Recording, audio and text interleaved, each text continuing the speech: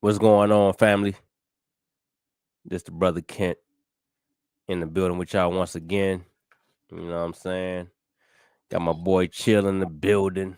You know what I mean? And we're gonna let y'all trickle on in here real quick, man. Shouts to Miss Lisa already in the building, as always. You know, brother Gideon. What's happening, Sir Gideon? You know what I mean? But yeah, we gonna bear with us for a little bit. We just wanted to go ahead and get y'all in here for a second and get it in. What's up, man? Brother Chill, how you been, man? Man, I'm good, man. Doing the best I can. Can you hear me? Yeah, you sound real good, man. Perfect. Okay, You know, great, great. I know you looking for what you looking for, man. So just take your time and do what you do. You know what I mean? What's happening, everybody?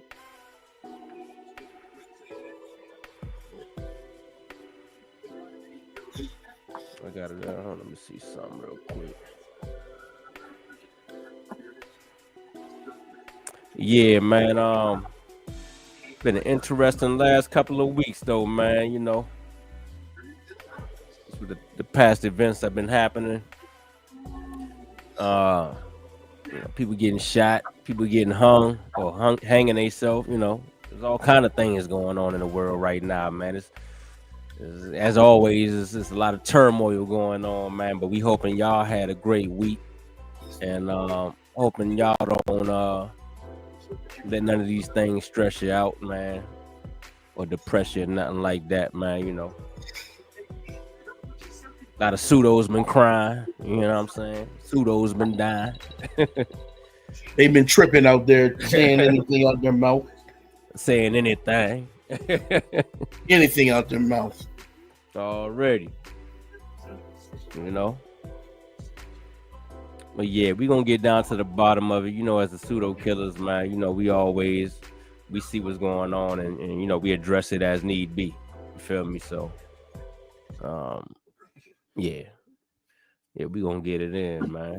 I see you got the hominin fossils in your background right there, man. Yeah, man. Trying to get them to learn something about something. You know what I mean? You know how that go. I like that. I like that.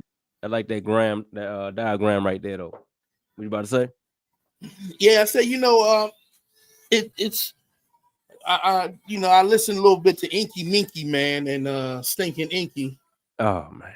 You know what I mean? And wow, just people just saying anything out their mouths with no sense, man. Man, I stopped listening to Stinky Inky probably when I first heard him some years ago. Like I never really took that dude serious, man. And it just I mean, I hate to do it, but I got to do it. It just goes on to show y'all why I don't like that channel, man. You know what I mean? I mean, you got dudes like Stinky Inky coming on there, man, talking about don't eat meat, and then they caught him at the Burger King getting a cheeseburger. Come on, man. At McDonald's, bro, on Snyder Avenue, bro. It's the McDonald's at Snyder Avenue, Broad and Snyder. Yeah, come on, man. I mean, if scamming was I know they hate the word, but I mean, if scamming was a scam, if anything was a scam, that would be it. You selling supplements. At that time, he was with scamming Dr. Ali Muhammad. He was running a little temple up there, some crap in Philly. Mm-hmm. You know what I'm saying?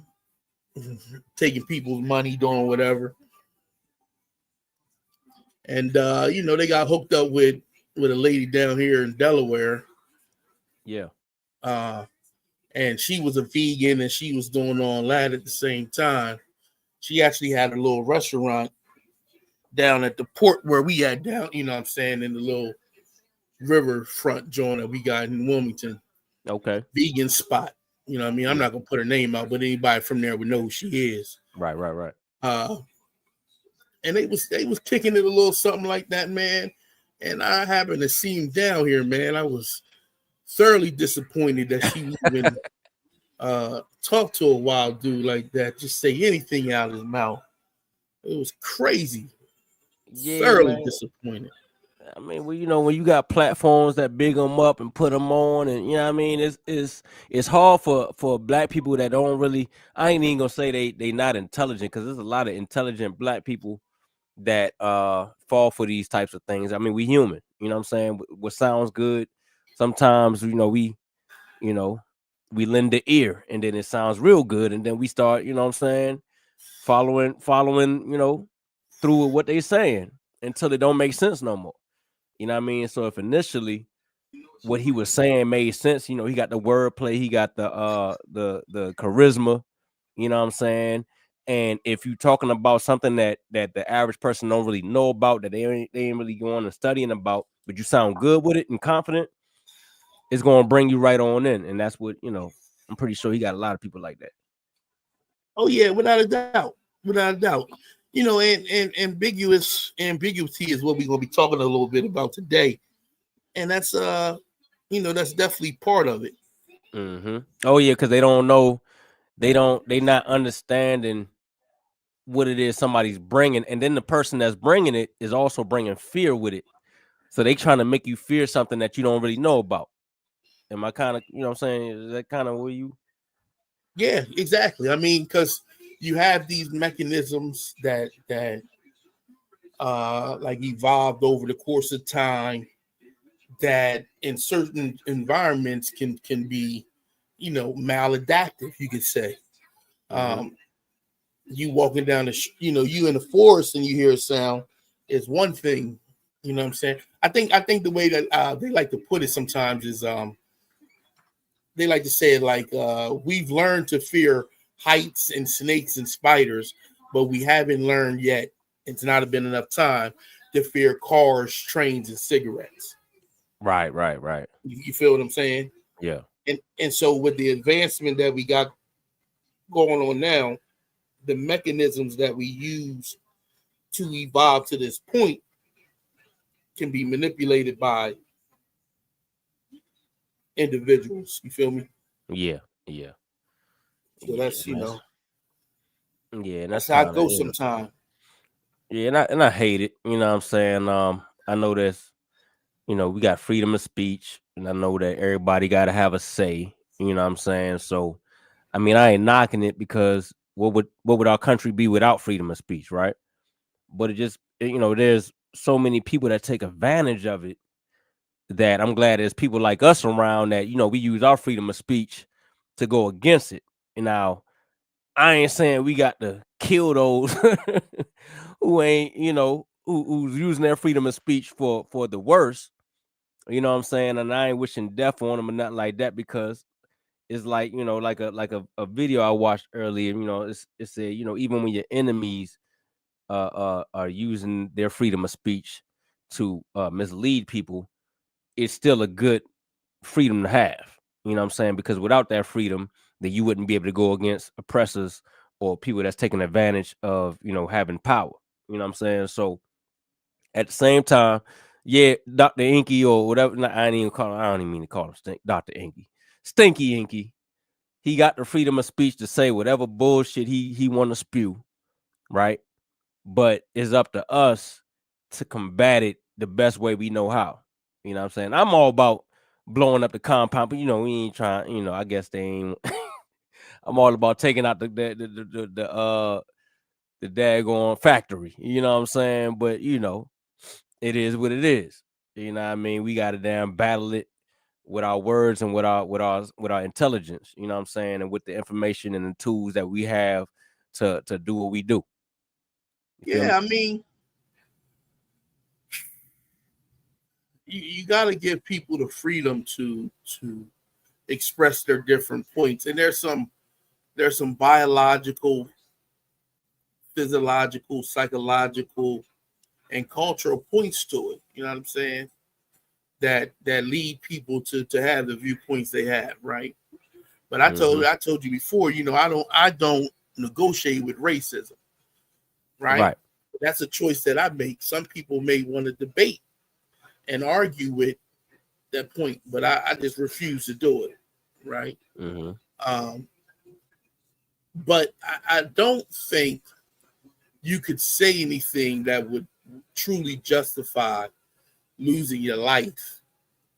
Right. But I'm also not ignorant to understand that words matter and they can influence people who may not have the same prefrontal cortex or may not have the same mechanisms to inhibit those wild thoughts. Right. Right. True And indeed. so that makes it dangerous as well. You know, you can incite people to riot and behave in rambunctious ways. Right. Like picture this, right? So say like and we obviously with the passing of the dude Kirk or whatever that just got taken out the other day, you know, it is what it is. Say like a Sarah suit and Seti at an event, you know what I'm saying, or at a lecture, and somebody decide to take him out. Even though he speaks with the aggression and with the pseudoisms and the racism that he speaks with, we would be like, oh, hold on now. He didn't deserve to get killed behind that. You know what I'm saying? And he's the most aggressive black speaker I know of. But I still don't think that anybody has the right to take him out because of what he says. You know what I'm saying? Yeah, I Yeah, agree. should he be corrected? Yeah, he should be corrected. Should he be challenged? Of course. But should he be killed? Nah, that's overboard. You know what I'm saying? So But yeah, you man. have to remember there's individuals out here that are struggling emotionally and mentally, right? The assumption that everyone will have the same parameters inside their mind it just isn't true. There's a lot of ambiguity to that. Right. And so we just have to always be mindful that there are people like let me give you an example, right? You may come across a guy who has a lesions on his prefrontal cortex, right? Mm-hmm. That makes him or even an overactive amygdala that makes him fearful that when these mechanisms trigger, he doesn't have the biology to really inhibit it. And he comes across somebody like Captain Cesaria. He's likely, right? The Mm-hmm. probability of him doing something harmful with that rhetoric is Yeah. always in play. Right. Right. You know what I'm saying? Yeah. And when you force people to look at other people as your enemy, Mm-hmm. that that that that visceral response that they have can be dangerous. Can True be indeed. dangerous. You know, Dylan Roof felt as though listening to the 4chan, Dylan Roof had the idea that migrants, African Americans, and Hispanics and minorities as a whole were replacing European Americans. Uh-huh. And due to his physiological, psychological profile, he then moved on that behalf. You know, he then took steps in that Right. Right. and ended up, harming, killing Yeah. numerous of people. Yeah, that was 10 minutes away from where I used to live around that time when it happened, man. It was crazy. It was unheard of. Like you never just heard somebody just running up in the church shooting up granny. You know what I'm saying? Like Right. that was different. And I was like, oh, like who would think to do that? You know what I'm saying? When these emotions quickly get tied to arousals, you're liable to see a lot of actions that take place. Case in point Mm-hmm. in Buffalo. I think it was in Buffalo where he shot up the grocery store, the supermarket. Mm-hmm. You know what I'm saying? So all that's in play at one point in time. What do you think about the fact that, because even when these things happen, say like somebody like a Kirk gets shot or Trump, you know what I'm saying, gets shot at, and automatically they're thinking, oh, somebody opposite of what he's been talking. The people that he's been talking about are the ones that killed him. So automatically people thinking like somebody black or somebody, what I'm saying, of the opposite political stand. You know what I'm saying? And then it comes to find out that no, it's the white boys. That's well, I ain't even want to say white boys. I don't want to group them all in that. It's usually a white male, and sometimes of the same ideology, but just more extreme that's taking them out. Well, I'm going to touch on that very thing after I lay the groundwork with some of the biology to fear and big ambiguity and uncertainty. Mm-hmm. But what you tend to find is everything is a spectrum in and of itself. But what you tend to find happening is cultural biases and fear kind of blend together in social environments, Okay. right? Yeah. And when that happens, um, the mechanisms of the brain tend to misjudge certain situations, and so there are ideological, but there's also a physiological and psychological differences between people who lean to the left and people who lean to the right. Right. And one of those differences you'll find has to do with ambiguity, the fear of uncertainty, the terror of the unknown Mm-hmm. can be different in numerous of people. And you find in general that conservatives tend to um, tend to have a much more physiological response to ambiguity and uncertainty versus those on the left. And that's going to come into play, excuse me, in how people respond to certain situations. True indeed. Want to shout out Mac Rob in the building. You know what I'm saying? Along with Community of Skeptics. Brother Aunt, what's going on with you? You know what I'm saying? We're gonna share that link a little later, after Chill get through with his junk. But y'all already, pseudo killers already got the joint, so y'all can just jump in at any time. But yeah, man, you want me to go ahead and share your screen, bro? Yeah, share that one first, please. All right, I'm about to go ahead and get it cranking, man. Make sure y'all hit that like button, man, as y'all coming in the building, man. Appreciate you. All right, you on, but migrants thrown to their deaths in Atlantic after being accused of witchcraft. Damn. Phew. When that Yeah, happened? so that happened earlier this year, and I wanted to start with this because I want to talk about um, this specific situation, right? Where you have individuals off the coast of Africa trying to get to the Canary Islands in Europe, and their boat has trouble, right? And it's basically just a summary of what happened. Their boats have trouble.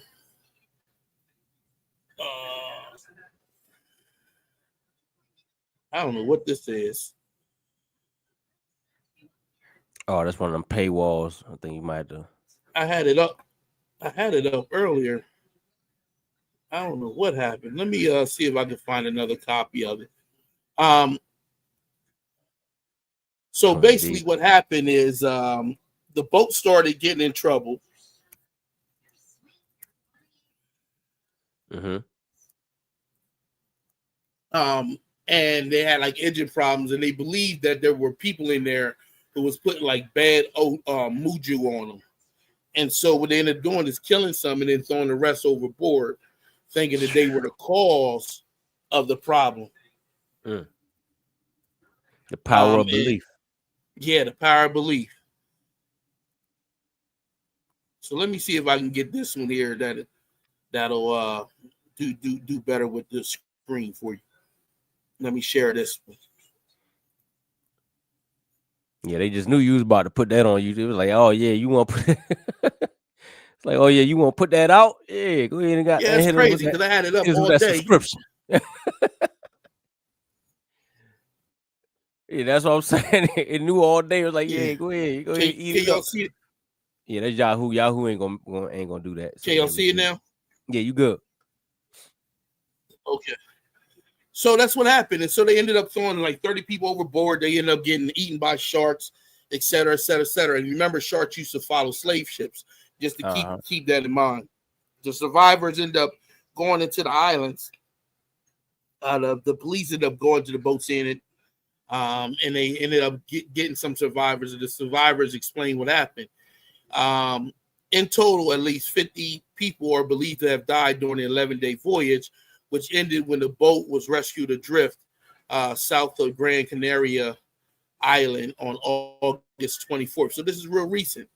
Right. There were 248 people found alive on board the 20 meters metri long Seagalese Pyrago, a wooden Mm. fishing boat. Although one of them later died in the hospital, but witnesses have said that 300 people initially boarded the craft. Witnesses reported the disappearance of approximately 30 people thrown overboard, although investigators estimate the total to be more than 50 dead or missing. Sheesh. So they threw 50 people overboard, man. Yeah, so this is basically based on a very simple thing: when fear bleeds in with irrationality. Mm.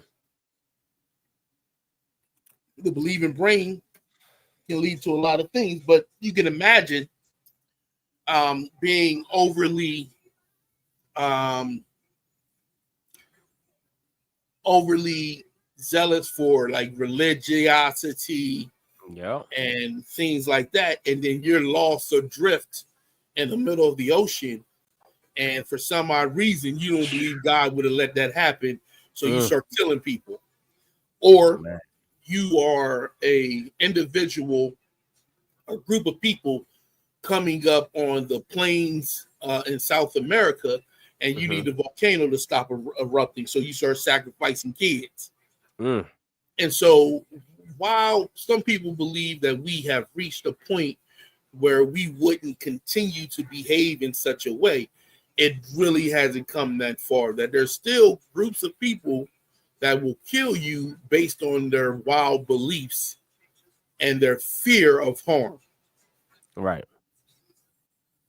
So that's why I wanted to start with that, because that in and of itself is a poignant point, and we're going to get into some of the mechanisms in the brain that would cause this. True indeed. I mean, Okay, shit, like I said, we seen it played out last week. You know what I mean? right. We And seen as it. more information comes out about it, we'll find some very unique takes on that individual. I personally would like his brain to be donated to science Oh man. Yeah. Yeah. to see if he has them. Go ahead. Even the guy that shot at Trump, you know what I'm saying? Like after y'all killed him, like, let's go ahead and see what his brain was, but then they shot him in the head, so it almost they destroyed the evidence.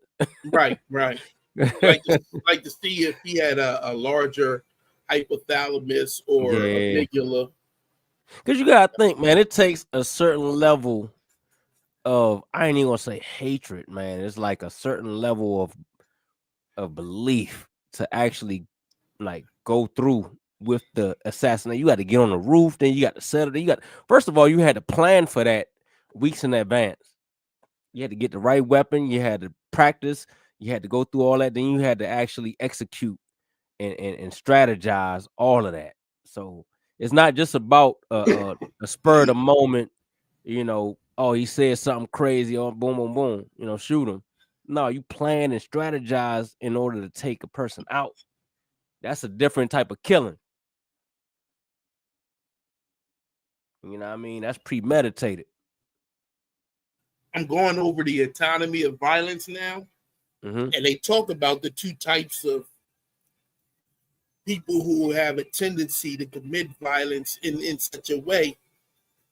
And they talk about it in two senses. One sense is those who are highly aroused, and in that high arousal, their prefrontal cortex is kind of diminished, and so they make irrational wild decisions.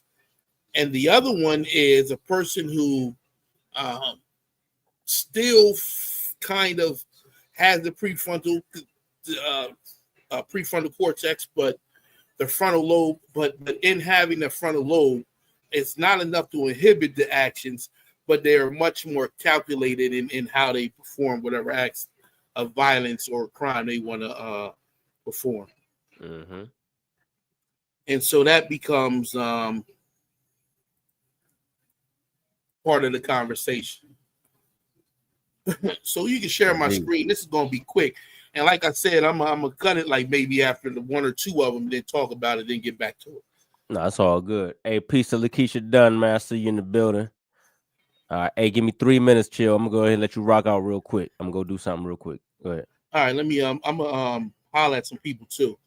So as always, Auntie Felicia, we appreciate you coming through. God Killer, if you here, appreciate you. Gideon Block, what's up, Gideon? Mac Rob, peace. Lakeisha Dunn, peace. Man, welcome, welcome. We're gonna get into this. I'm trying to keep everything as short, plain, and simple as I possibly can. And so we're going to get into it right here. So let's look at this first slide. Fear and ambiguity in the brain. This is from Think Fast and Slow. It's a book that I think everyone should take the time out to read. It deals with how your brain can make decisions under certain circumstances very fast. And then another system kicks in where they're able to do better calculations and make better decision making.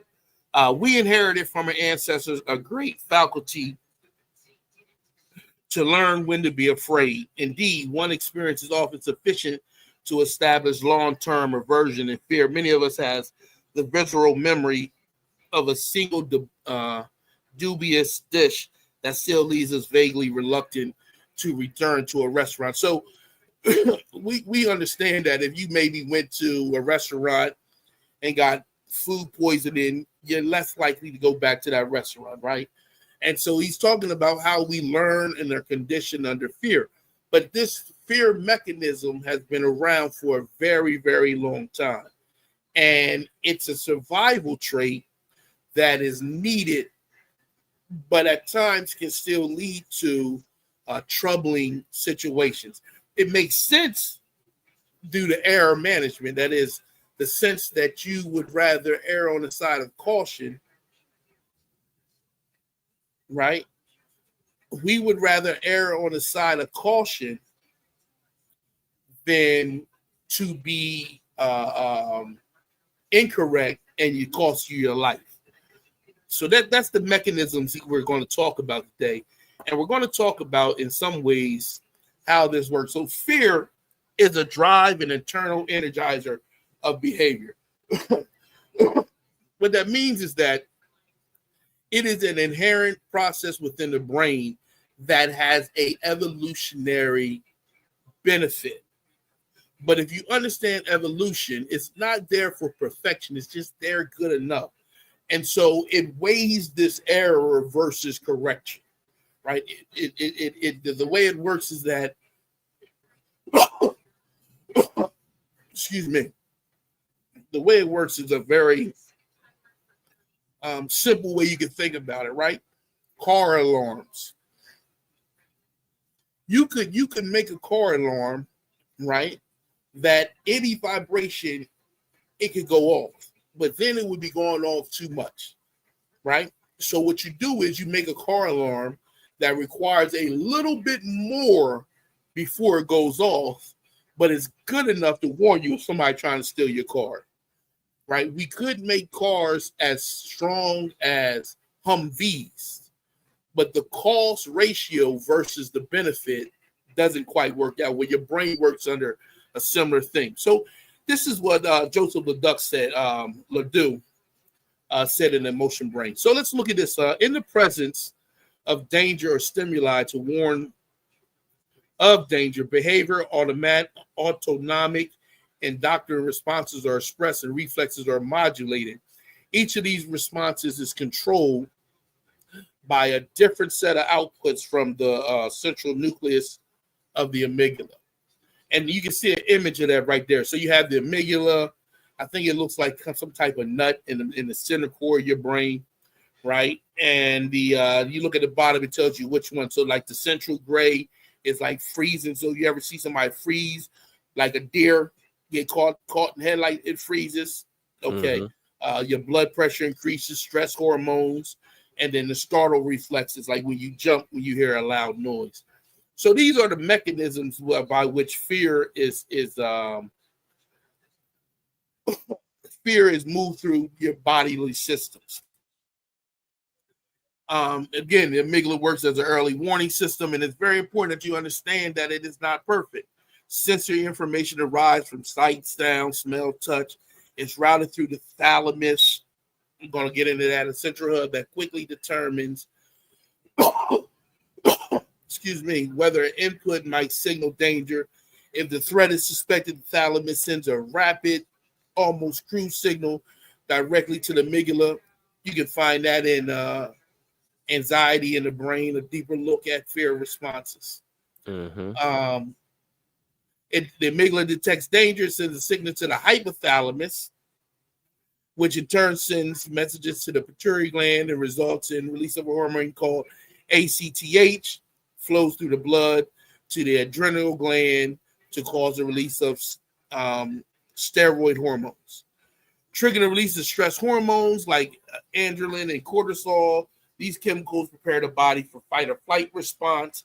The heart races, breathing quickens, muscle tense, and the senses sharpen. At the same time, non-essential systems like the digestion are temporarily suppressed to conserve energy for immediate survival. So the amygdala through the thalamic pathway and almost twice as long as the cortical pathway. So the thalamic pathway is thus faster. It cannot tell the amygdala exactly what is there, but it can provide a fast signal that warns that something dangerous may be there. It is a quick and dirty process system. So what that means is that this is a system that's found in all mammals. That's the first thing we have to recognize. And it's a system that works if you are in danger. Right. And it works even if you're not in danger. But if your brain interprets it as danger. So you always hear people, whenever they get to talking about evolutionary behavior, evolutionary psychology and the behavior, you hear them use the signal of, if you hear something step on a stick or the leaves rustle, right? They're talking about this mechanism, this mechanistic system that I just described between the thalamus, the hypothalamus, the glands, and the amygdala. What you didn't hear me talk about is the prefrontal cortex, that which inhibits. So you get a signal and it shoots real fast, so it's going to the thalamus. The thalamus will then shoot a weaker, diluted signal. It may be wrong to the amygdala, and the amygdala begins to perform a task. So let's say you see something, right? It takes longer for the signal, the response of the signal from your eyes to reach your the back of your brain where images are processed. Okay. What do you call it? Optimal lobe. Yeah. Okay. Right. It takes longer. So if there was somebody pulling out a gun, a knife, you would respond, the thalamus would respond to that assumption so that you can get out of danger. Okay. Faster than your optical lobe would be able to interpret the images of what you see. A common ploy, now I think sometimes it's overplayed a little bit, is with police when they say, I thought he had a gun, but he had a wallet. The reason why that becomes a plausible defense is because of this mechanism here. that your amygdala is triggering on incomplete information, and that it takes longer for your optical lobe Hey, to interpret the image. hey, hey, real quick, chill. You got a diagram of the brain that shows these different parts because an image might be a little bit better for them to process it. You know what I'm Let me saying? see. I think I do have one. Yeah, let's put that on the Let screen me so that see right quick. No, I don't want. yeah, while you naming these parts of the brain, they can actually see where is that. You know, I think I had one, man, because I was looking up something earlier today, and I had that joint, but I'm trying to find out where I put it at. But yeah, man, this man, Okay. light as you take it, this is a very interesting topic right here, man, because it also deals with your emotions and like what we see with the arguments that we get in this community. You know what I'm saying? In debates, period. Debates, disagreements. You ever notice how you be like, damn, we just disagreeing on information. How does it get to where we talking about pulling up on each other and throwing blows and you know, like to the extreme? It's like, yeah, yeah, I'll shoot you. And I'm like, what? Over some information? But the same mechanisms take place when you're arguing over information than when you're in danger on some physical shit, like on some ready about to fight, or you're in danger, somebody about to do some physical harm, or you're in physical danger. The same signals go off in your brain. You know what I'm saying? Absolutely. So what In you an see argument. is right there. There's a social component right now. The only thing we discussed was physical danger, right? Mm-hmm. But evolution is a tinker. It rarely creates new, absolutely new things, right? Very rare. It takes some high, um, high levels of predation or resources limited. Excuse me, limited resources, right, for that to happen. But they're tinkers, right? So it's going to tinker with what's already existed. So if they already have a mechanism in mammals for to deal with fear, right, and anxiety of fear, right, in social settings, it's not evolution didn't make a new pathway. It didn't create a new set of pathways. It just tinkered with the pathways already existed so that it can fit different environments.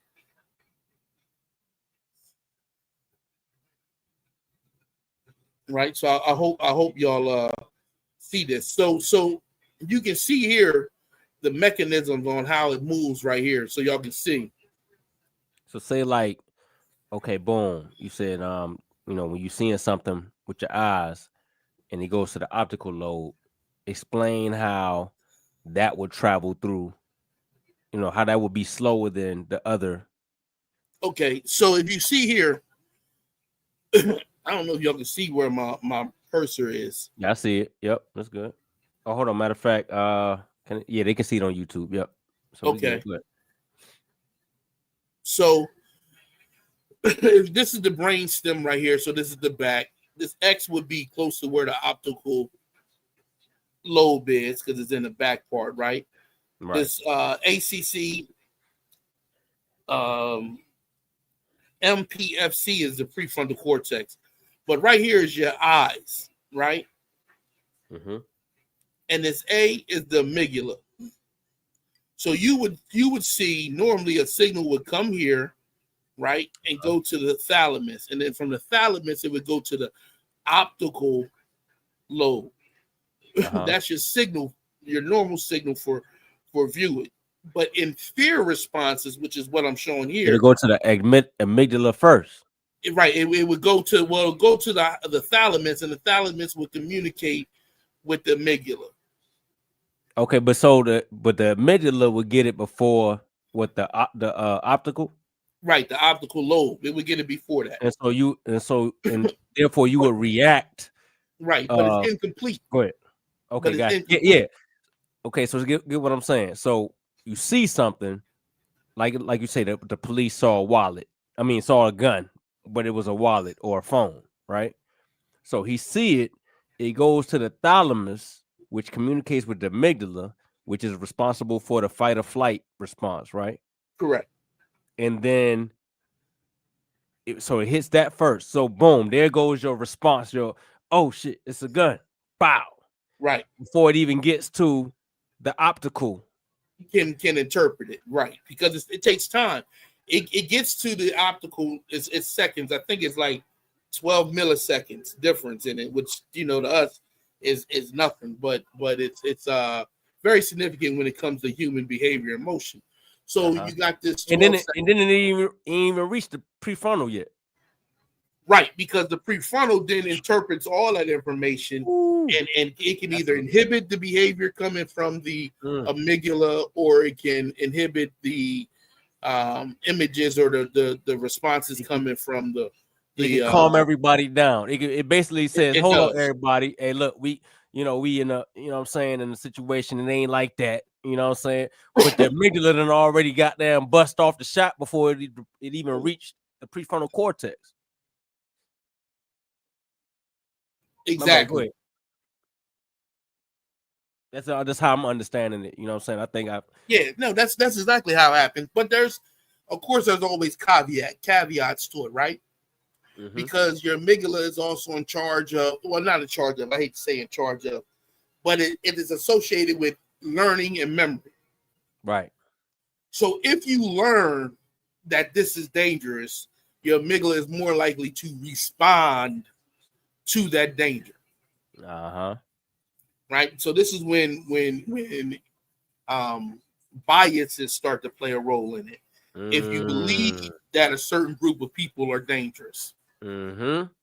your amygdala is more likely to respond to that, Right. right? So Right. so we did a show about that. We was like, police shouldn't be trained to shoot with black suspects as their target practice. That breeds a Already. type of, you get what I'm saying? Yeah, the Like a brain trip. already. You pretty much training your amygdala to say black whack 'em. You know what I'm saying? Right. Yeah. And so these are some of the things that you hear people argue about. Like, nah, don't use black people as the suspect, man. Hell Y'all nah. y'all training the brain to respond in certain ways, Exactly. right? Now, of course, there's a historical context to it and justification for some of that behavior. Mm-hmm. And so we have to be honest about how the mechanisms of the brain work, and then try to create environments in which you can either dampen or minimize the possibilities of these errors being made. Yeah. Okay, so let me show this one now. Let me go to this one. And while you doing that, it kind of just gives me an understanding of why, like, and I don't want to big up the dude because he got in the legal troubles that he got into, but Bill Cosby was kind of like adamant on how our images were to be portrayed on television. You know what I'm saying? With the family, the doctors and we had on his show, we was like, prominent figures, black people. You know what I'm saying? And that Well, actually, our image on television actually plays into how these things play out. But go ahead, Chill. you're absolutely right. That's why I don't give Obama such a bad rap, because the very fact that he was president may have influenced the image of black people. And you Mm-hmm. find that kids, young black children, started graduating from high school. You find all these positive responses. Not that he did anything specific, but just the very image of it Yeah, the image of had an just influence on people's behavior. on a lot of people, man. Even like you say, man, there's so many different routes we can go with this. But go ahead. We gonna stick on what you going on, what you doing right now. Go ahead. So the amygdala looks for your brain looks for shortcuts, right? Because if you think about it, everything is about energy conservation. Uh-huh. So to make to reinforce the optical lobe, let's keep with the same scenario. Uh-huh. It also is more stringent on energy. In order for your prefrontal cortex to simmer down that type things, it there's an energy response to it. So Right. you look at this image right here, you see he wants to climb down. The other guy's like, nah, look, a faster way. And he's like, what? No, right? Because of the dangers of trying to climb down there compared to just walking down the thing makes a difference, right? It does. Yeah. And you see this other image where they were trying to take a picture of a wild bear and the bear wasn't trying to have it. And so they had to take off, right? Yeah. So these are different types of ways the brain may respond to situations. So let's look what it says. Listen, the amygdala through the thalamic pathway and almost twice as long through the cortical pathway. The thalamic pathway is thus faster. I And think so it's this the thalamic. thalamic, yeah, Go ahead. you might just be right. No, you good. Don't So worry, I you know. want to give you Go ahead. I want to give you an example of what this image No, actually looks like. go back, chill, because you was about to explain. I don't think you read that amygdala part on that. Oh, Uh, it cannot tell the amygdala exactly what is there, so it doesn't include the other signals. It's just telling you it's danger. Um, but it can provide a fast signal that warns that something dangerous may be there. It is a quick and dirty processing system, and okay. that's from So the emotional brain as well. okay, so boom. So hold on, we got to explain that part. So that hold on, go back. So the thalamic pathway is faster.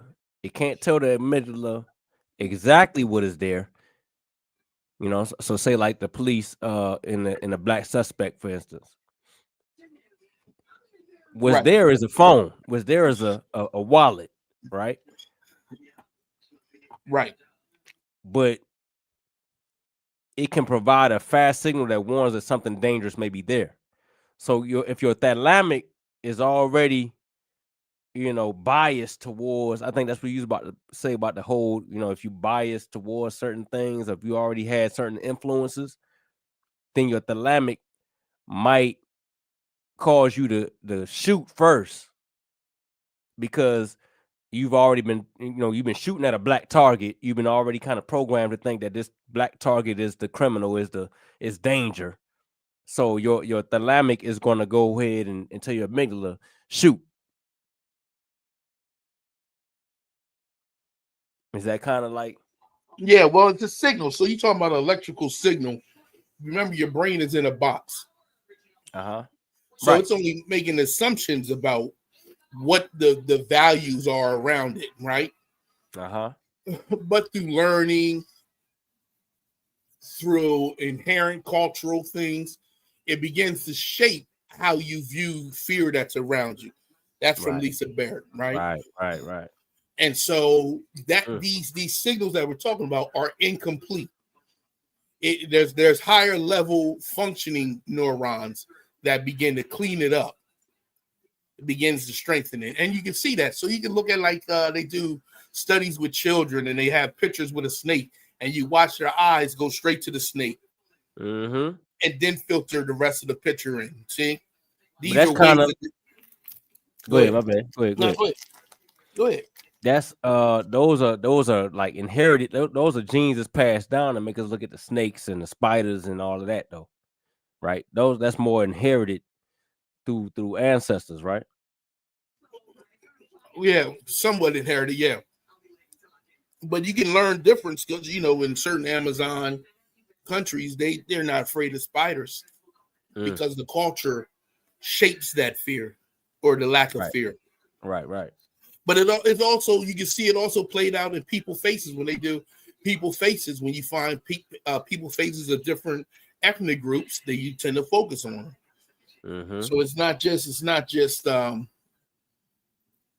the inherent triggers that we have, but also the learned processes that we have.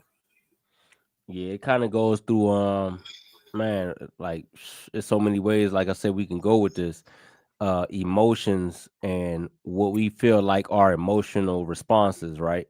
Like how people show different facial expressions during different emotions. But what a lot of people don't understand is that these expressions aren't global. Like they aren't the same everywhere. They aren't, universal. You're absolutely right. We You did know what I'm that with we saying? went over that with the brain show, remember? Oh yeah. Oh yeah. So like some Yeah. facial expressions, like I think the video I was watching the other day was talking about in the court, like how they like can't nobody like recognize remorse. And I see it all the time, like when somebody apologizes, they never take them seriously. You know what I'm saying? Like it's like somebody might do something crazy and they might be a public figure, they might be like a celebrity, and they might, say like, hey man, I'm deeply sorry about this, blah blah blah blah. And you know, people, it seems like lately, man, people just don't even take that serious. Like, nah, he ain't really sorry. He just said that because of the publicity and blah, blah, blah. But you can't know if a person is remorseful or not because, facial expressions can be that, misguided. Yeah, it's definitely imperfect. It's definitely imperfect Yeah. because Yeah. there's But, there's human variation. mm-hmm. You can have it within the same. You can have it within the same culture. Yep. I rarely smile. Sure. People always complain about that. Man, I've heard people tell me like I've as a at my on my job and shit, went through a certain space. Lady was like, damn man, why you always mad and stuff? Like, I'm like, I ain't mad. What you talking about? You know what I'm saying? But like you say, if you got a regular face on, you think you looking regular. Meanwhile, another human being is taking your facial expression and processing it as this guy is angry. So what if they process that this guy is angry, so therefore let me treat him like this? You know what I'm saying? But you might just be on some regular shit. Like you don't feel like smiling. You don't feel like, you know what I'm saying? You don't feel like nothing. You just on some regular shit. But they think you angry. It's crazy. I'm gonna talk about that in a few seconds. We're gonna Yeah. actually go. We got some for that, but I want to give people an example of what I mean. Mm-hmm. So whoever's watching, if you could just take a look at this image right here. I'm not going to tell you what it is, but I want you just to look at it. Consider what you think that is before we Okay. get into it. Right? Let me give y'all a few seconds. And so we're talking about we talked about the fear response, but I don't want to live in fear. I want to get to the next section, which we're going to deal with ambiguity and uncertainty, and how that triggers a similar response. So Mm-hmm. we already seen how it can be unclean. It's not a clean, perfect system and signal. But imagine when you add ambiguity and uncertainty to it. It can be very tricky. So now you see the image, we understand it. You almost certainly read the display on the left as ABC, right? So when you look at it, you say ABC, and the one on the right is 12, 13, and 14. But the middle items in both of the displays are identical and could be have red. I don't know what that is. Red. I don't know. It's basically saying they could have been read a different way. You could have read them as A13C or 12B14, but you did not, and why not? So we're going to talk about that. So if you look at it here, if you see this B, well, it looks like a B, and you see this 13, it's the exact same image. But context matters. So instead of you saying this is a 13, you said it was a B because you see the A and the C, right? And then over here, Okay. you said it's a 13. It's the same exact image, though. because of 12 and 14. So what happens is you actually just made an assumption. Oh, your brain predicted what it was supposed to be. Correct. So it's not based on the image in and of itself, it's the context around the image. Right, right, right, right, right. You see what I'm saying? Uh-huh. I mean, I think basically what you're explaining is the brain is a prediction machine, yo. And it's going to predict the best way for survival for our brains is to predict and try to get it right. So a lot of what we do, a lot of how we survive is based on lucky predictions. I mean, we already know about. I mean, and I know the audience probably not. There might be people watching this that ain't seen the same things we seen. But when you look at what we actually see, you know what I'm saying? Like what our eyes actually see as compared to like what we think we actually see, your brain is predicting a lot throughout the day. A lot. From the traffic, from the everything. You know what I'm saying? To the conversations you're having with your peers and your coworkers and your children. Like your brain is predicting all day, every day, nonstop. Till the time you go to sleep. Then when you wake up, you predicting again. But go ahead, chill. I ain't want. Now you're absolutely right. So, jumping to conclusion is efficient if the conclusions are likely to be correct and the cost of the occasional mistake is acceptable. And if the jump saves much time and effort. So we were talking about that energy balance thing we were talking about. Mm-hmm. This is what it's describing. But there's another point to it that I want to clear about. And this one is a little touchy. Men are more likely to err in the direction of inferring sexual interest, exhibiting a male sexual overperception bias. That Mm. is, when confronted with ambiguous cues, men over-infer sexual interest when it is often not actually there. Most definitely. Most definitely. Yeah. Yeah. Men think everybody want them. You know what I'm saying? And it's crazy, man, because there's so many different angles we can approach this. Um, I work with a guy that I deliver or whatever. I drive and all that. So I had a helper with me. This was like a couple of years ago. And every stop we would go to, it's a lot of women that work in the stores that we go to. And I'm talking about if a woman said hi to him, oh man, hey, you see how she said hi to me? Like, she want me. And you see what she was, she was smiling. It's like, dude, like just because she smiled at you don't mean she wants you, bro. You know what I mean? But women, I'm sure, like, and I know it's worse being a woman, like just having to go through the experience of a man thinking like just because you smiled at them that they want you.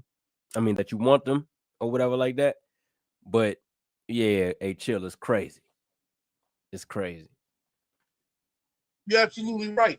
Now we talk. I haven't gone deep into the error management theory. They can say good morning. Oh, she said good morning. You know what I'm saying? Or they could get off. If you want some water, you want some sweet tea. And any cue, any little gesture, kind gesture. You know, certain men I think that's a green light. Oh yeah, she ready. But go ahead, It bro. is, but it's these ambiguous cues that are causing the misdirection. So you look at the image, you see the pathway, right? You see what's in front of it. It is the ambiguity that can throw things off, right? Mhm. Because your system has these drives and desires in them. So the same thing that can cause a man to overemphasize or have a bias or over perception bias is the same thing that makes mechanisms that cause people to jump to conclusions. It's the same principle moved in different directions. So we ought to be always aware of that. And there's a reason why that is.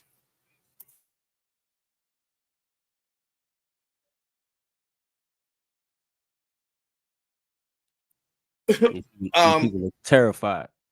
Yeah. The amygdala is also involved in the expression of anxiety. And so we're talking about those fears, and we're talking about ambiguity and uncertainty. These bring about expressions of anxiety. Um, this quote that I'm going to bring out from Thinking Fast and Slow, very, very, very, very important. And it says, our comforting conviction that the world makes sense rests on a secure foundation, our almost unlimited ability to ignore our ignorance. And so we talked about the people who threw them folks off that boat in the middle of the Atlantic Ocean because their boat broke down. Prime example of what happens. We have a sense of control over a situation and environment around us, and then we lose that sense.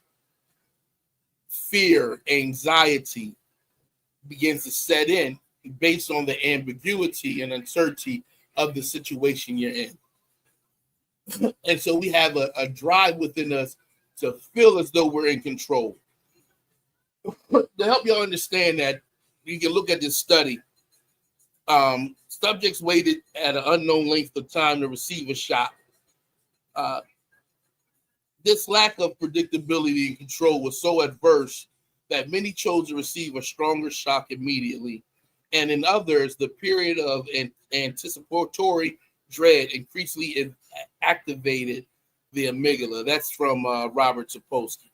What is it saying? It's saying something real wild.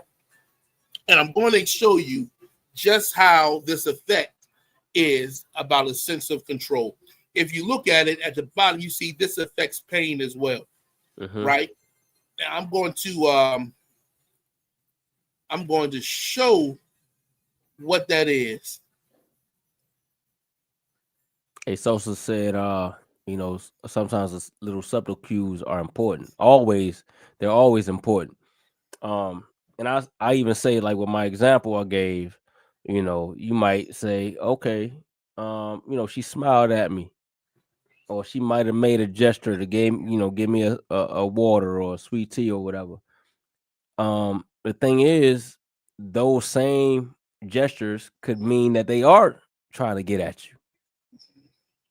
you. So it's kind of confusing because, the same way your brain can recognize something and misinterpret it, it could get it right. And I think the reason that we are the way we are, Chill, I think you would agree, is because it's gotten it right more times than it's gotten it wrong. What you think?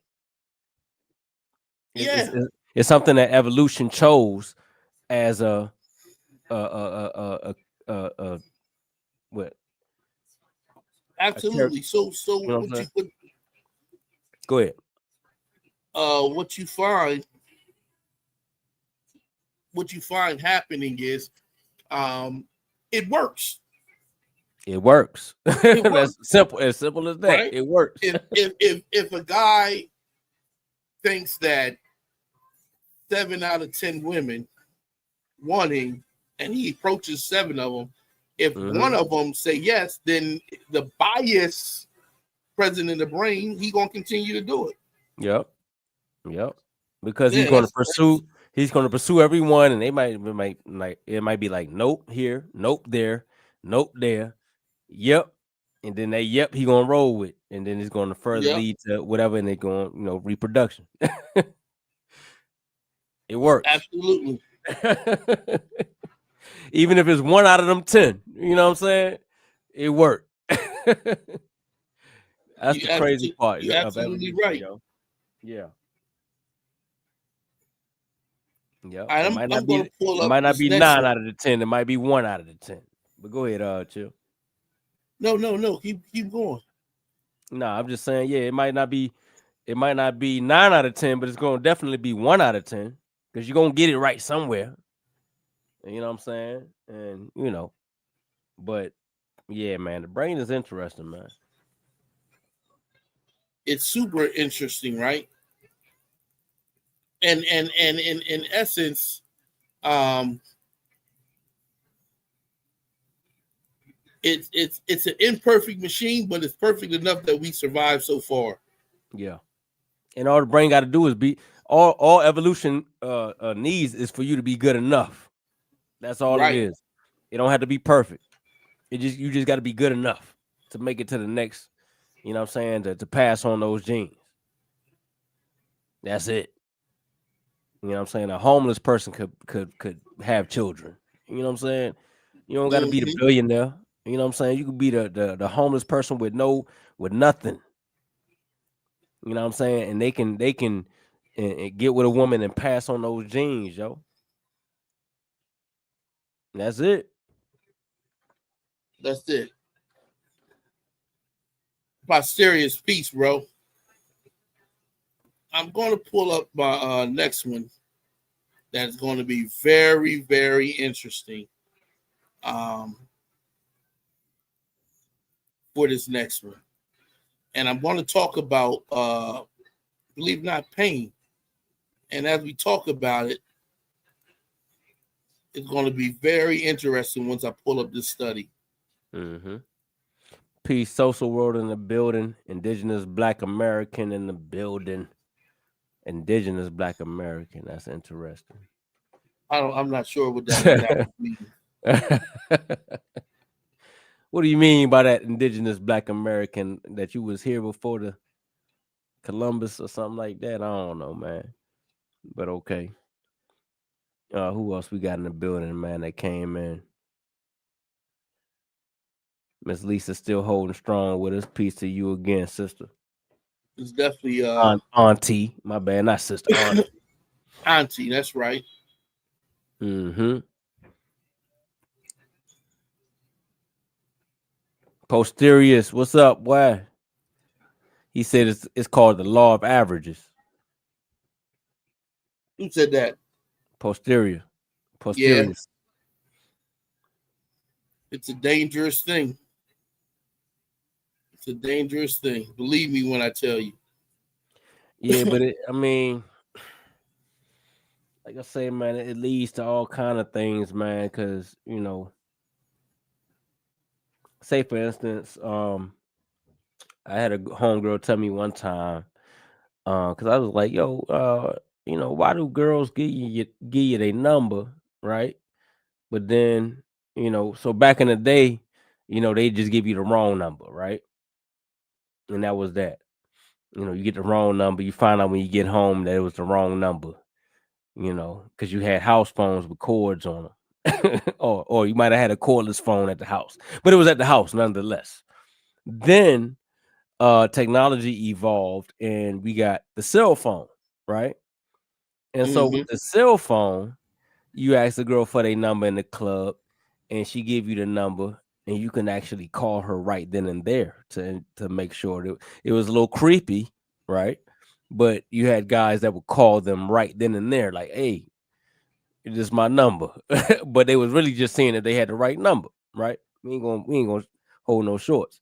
So the women actually started, so when the cell phones came out and they was calling woo, woo, woo, and okay, boom, you got the right number, blah blah blah, or you got the wrong number. And if they had the wrong number, they'd be like, hey, this ain't the right number, and they can actually confront them on the spot. So now you have it where the women will give the guy the number, the right number,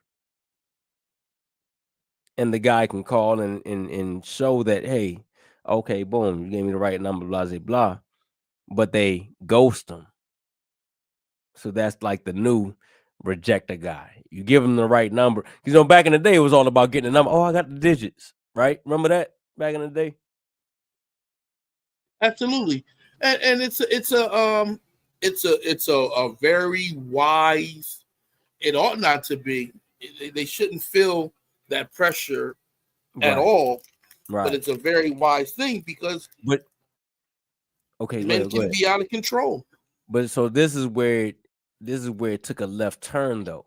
So they give the guy the right number, but they have a boyfriend, right? And so their boyfriend is like, "Yo, why the fuck you get? My bad.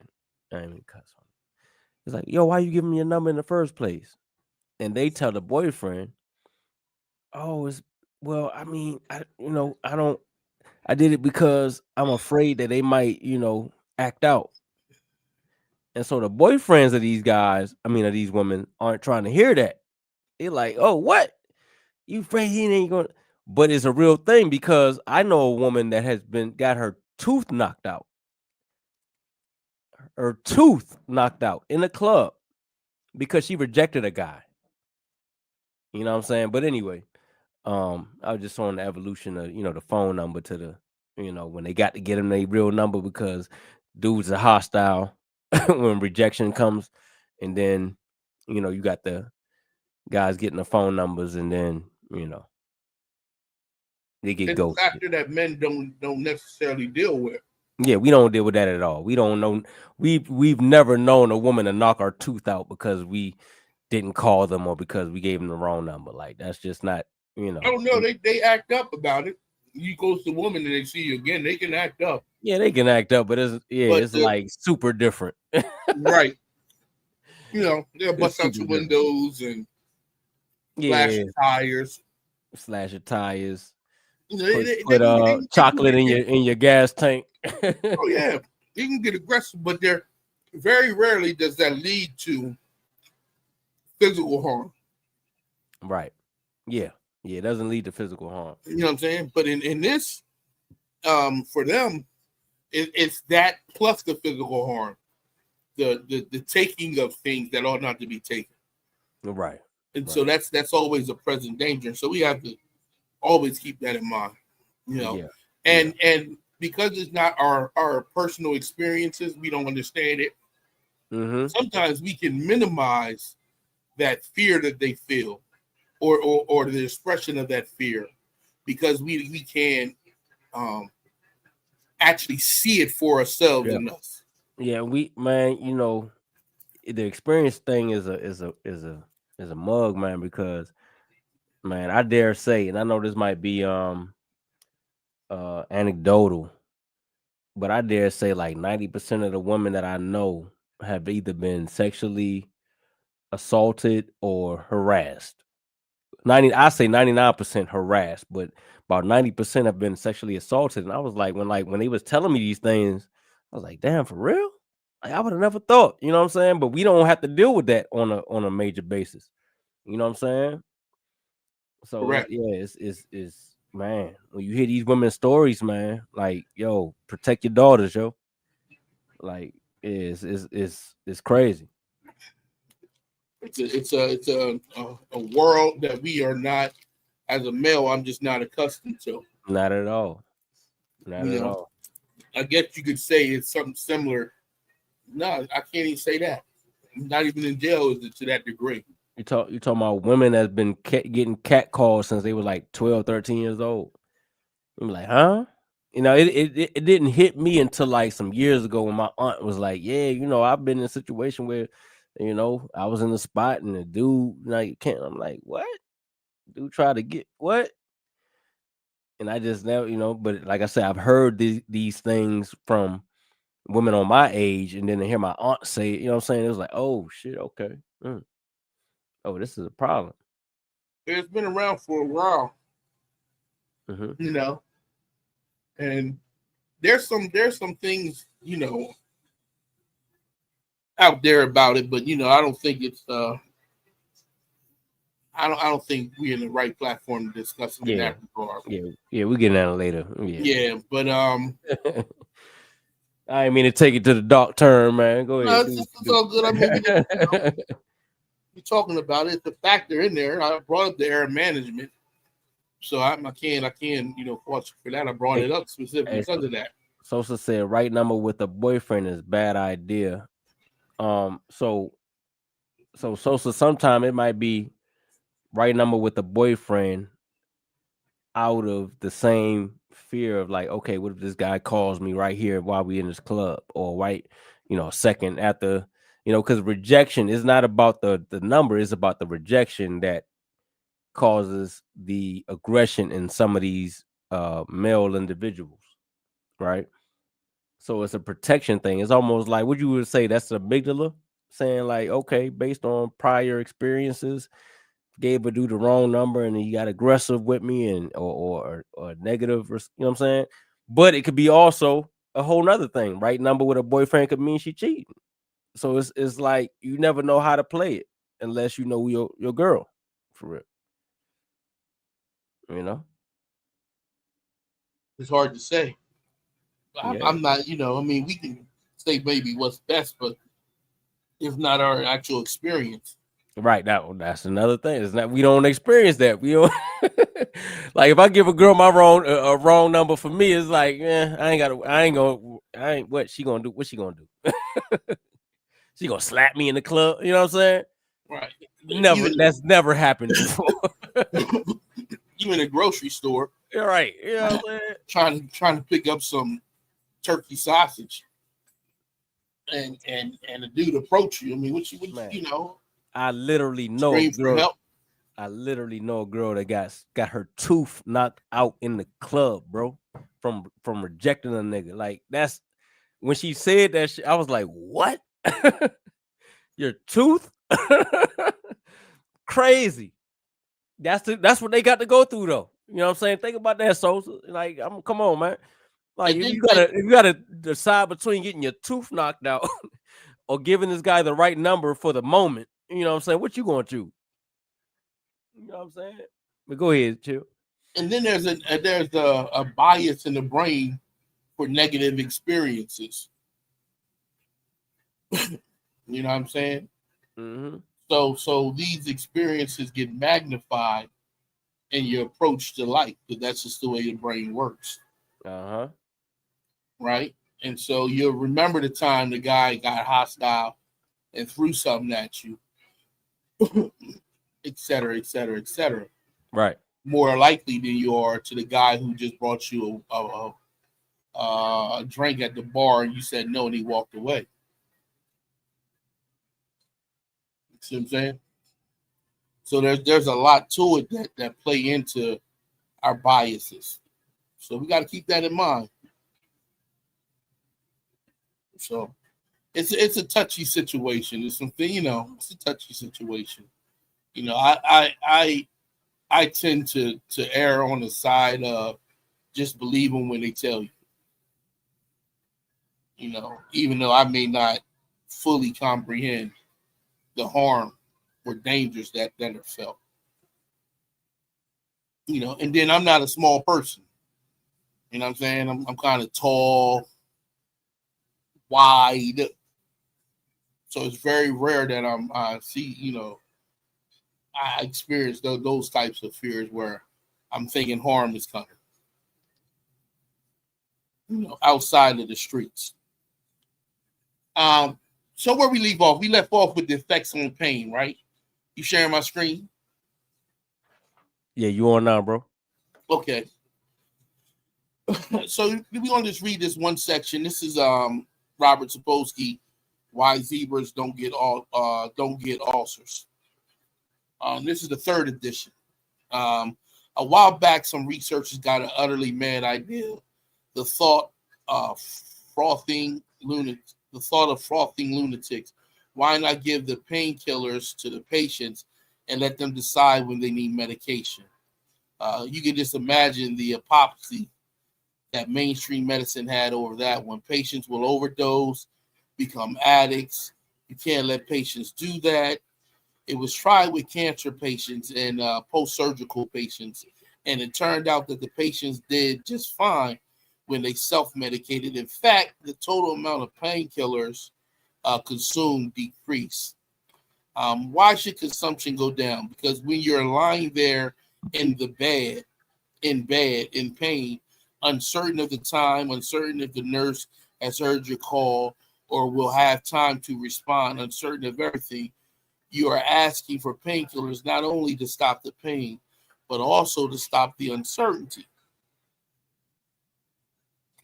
Reinstitute control and predictability Give the patient the knowledge that the medicine is there for the instant that the pain becomes too severe, and the pain often becomes far more manageable. Becomes far more manageable. And so this is an example about the human behavior when we talk about control. I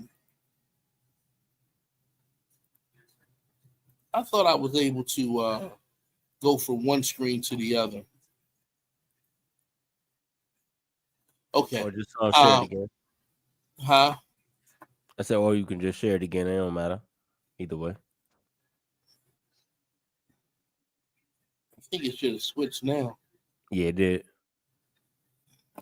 Perfect. I finally figured it out. Crazy as it is. Um, yeah. So that's what the pain can do when we're talking about that very thing, right? And how that works. And we're talking about. Remember, we started with fear, and we moved on that the same similar mechanisms work in social styling, especially with anxiety, ambiguity, and uncertainty. So this is going to get into social uncertainty. So where we were talking about it, maybe we started with the evolutionary point of view, the biological point of view. Then we talked about the physiological point of view, and now we're getting into the social environment point of view. But all these things again are linked in how things perform. Um, I'm going to start with actually Michael Shermer. Um, Patternicities do not occur randomly, but are instead related to the context and environment of the organism. To what extent it believes that it is in control of its environment, psychologists call this locus of control, right? hmm So we're going to look at the locus of control, which is what we're actually getting to. So you can imagine um, in an environment where you're unsure of what's around you, this fear response would be beneficial.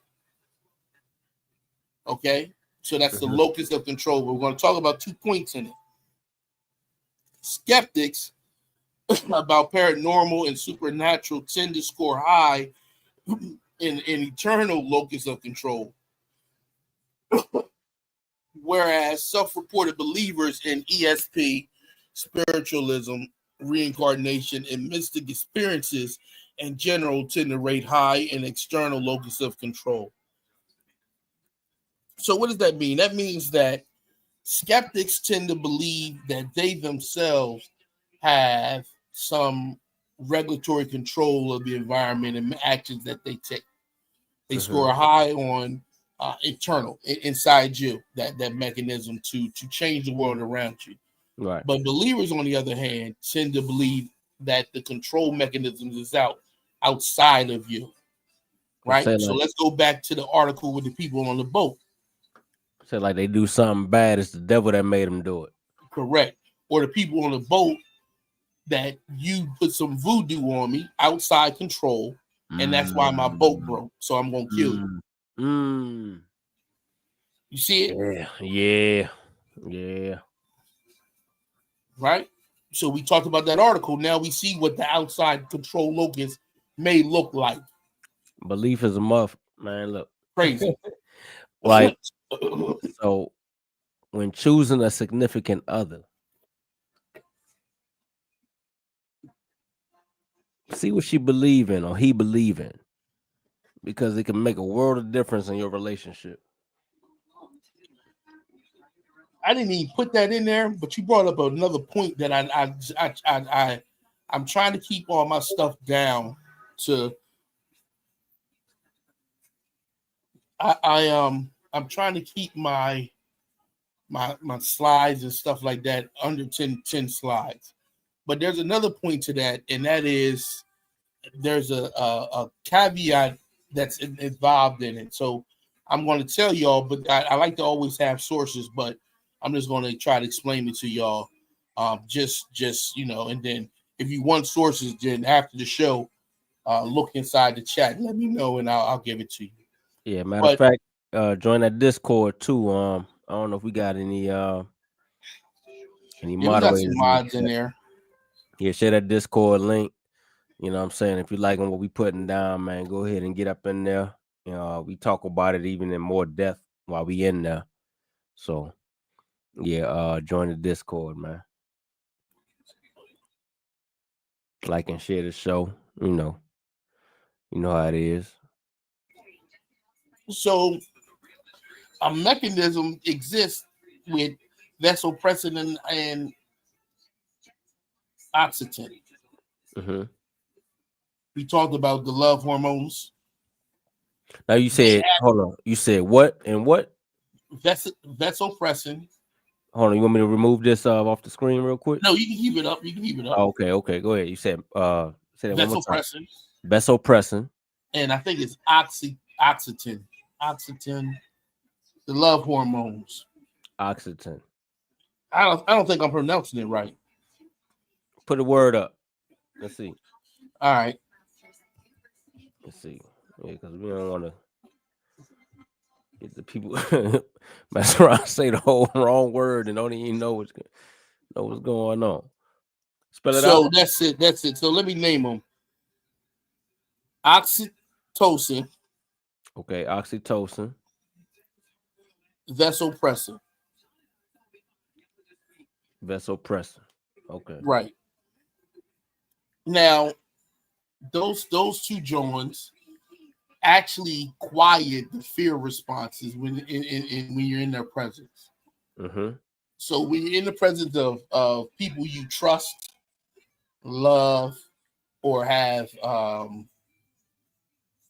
some type of emotional connection to, they can the hormones can help quiet a lot of these fear responses that you have. Mm-hmm. So this may be why, you know, when you're in a relationship, a committed relationship, you feel safe and at peace, right? Mm-hmm. When things are going well, it's because of these hormones are quieting down some of the anxiety and fear that you may um you may have, Gotcha.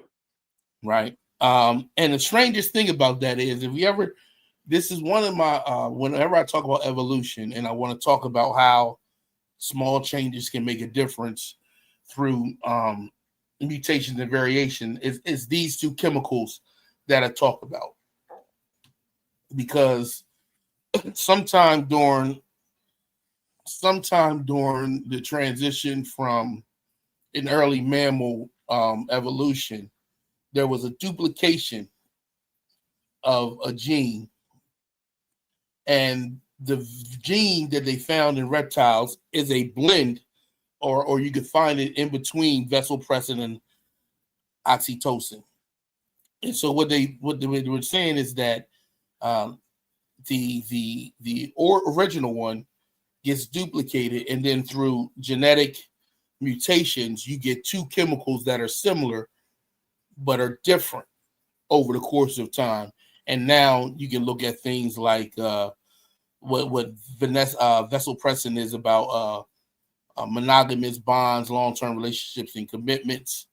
And often oxytocin promotes feelings of contentment and security, enhancing mate bonding. So there's some overlap in what they do, but the process was done because of original gene that got duplicated, and then you slowly see them genetically drift apart, and now they Right. have two separate functions. But in reptiles, you don't see that. You just see the similar original, you could say. Mm-hmm. And so that's what they do, and then they of course they quiet down some of those anxieties and fears that you may have. You see what I'm saying? Yeah.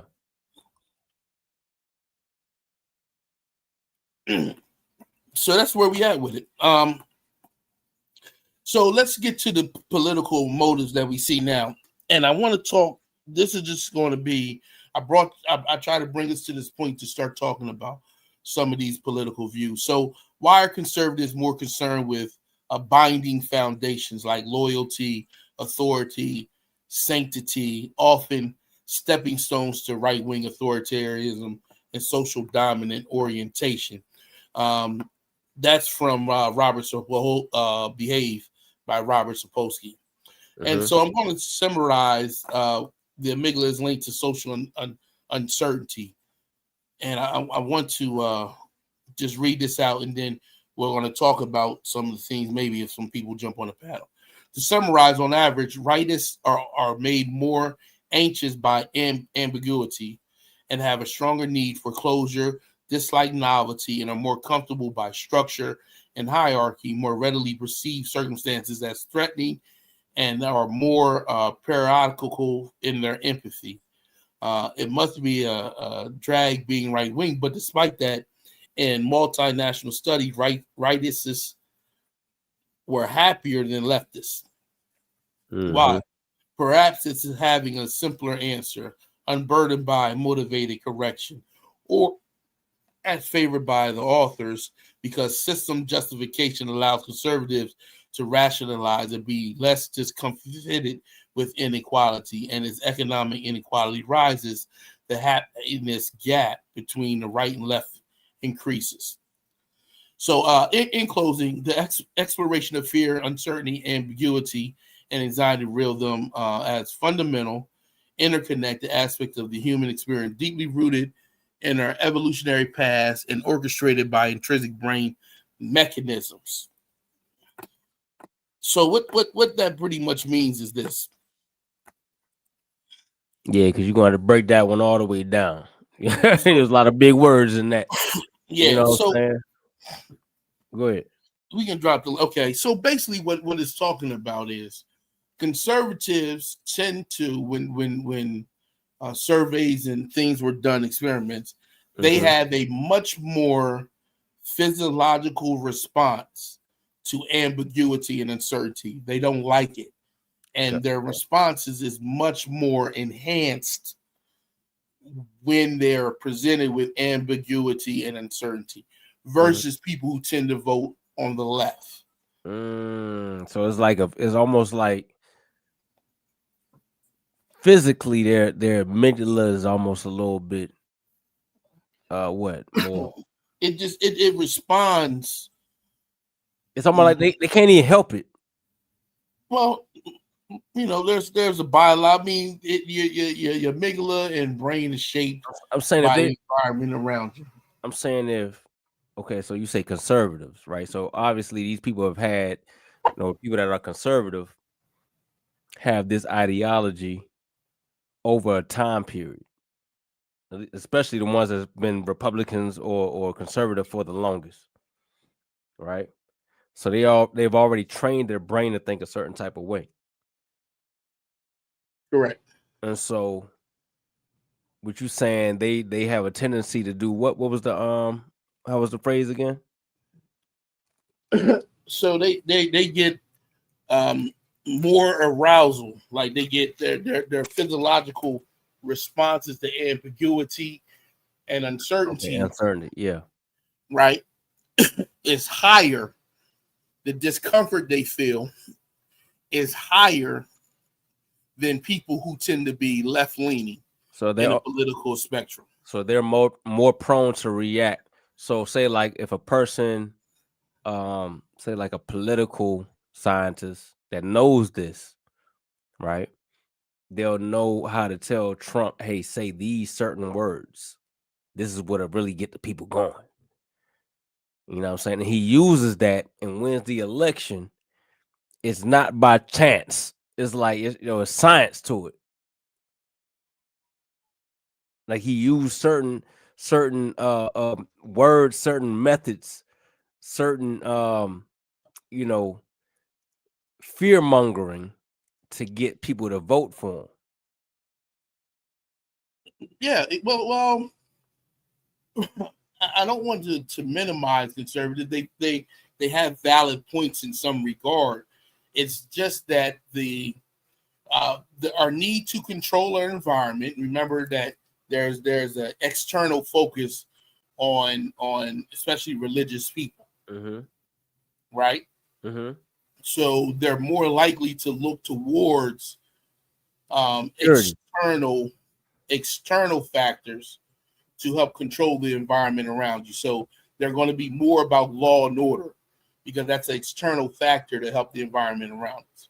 Mm-hmm. See, you get what I'm saying? They lean more because of the discomfort they feel from ambiguity and uncertainty. What And this is about? not. Go Go ahead. Go ahead. ahead. Finish your statement. This is not. This is in general. So you're going to find some cases where it's not. But the studies are pretty consistent that people who lean right are very uncomfortable with ambiguity, uncertainty. They want structure and they want some controlling force for the environment around them. But I thought they also wanted less government control. They wanted more private like they wanted less government hand in their everyday life. They want less government control for themselves, but not for other people. Mm,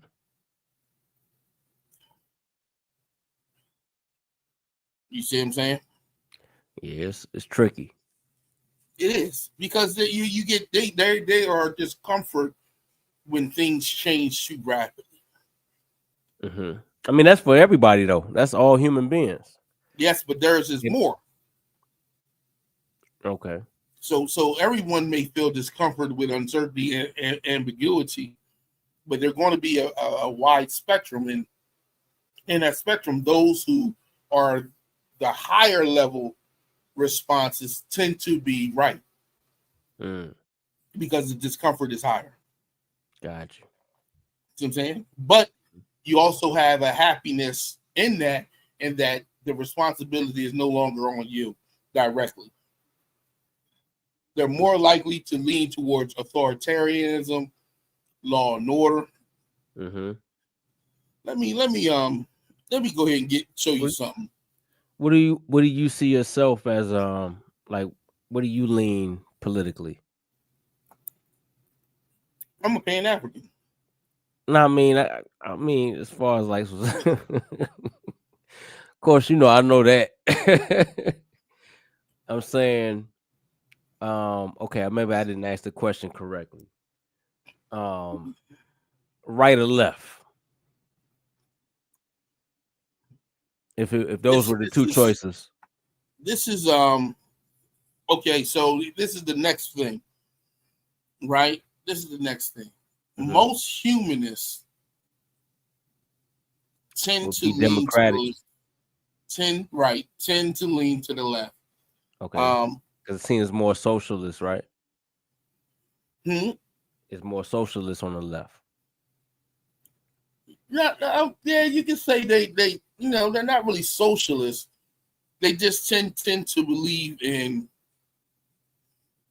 the variation of human experience. So they're not against ambiguity.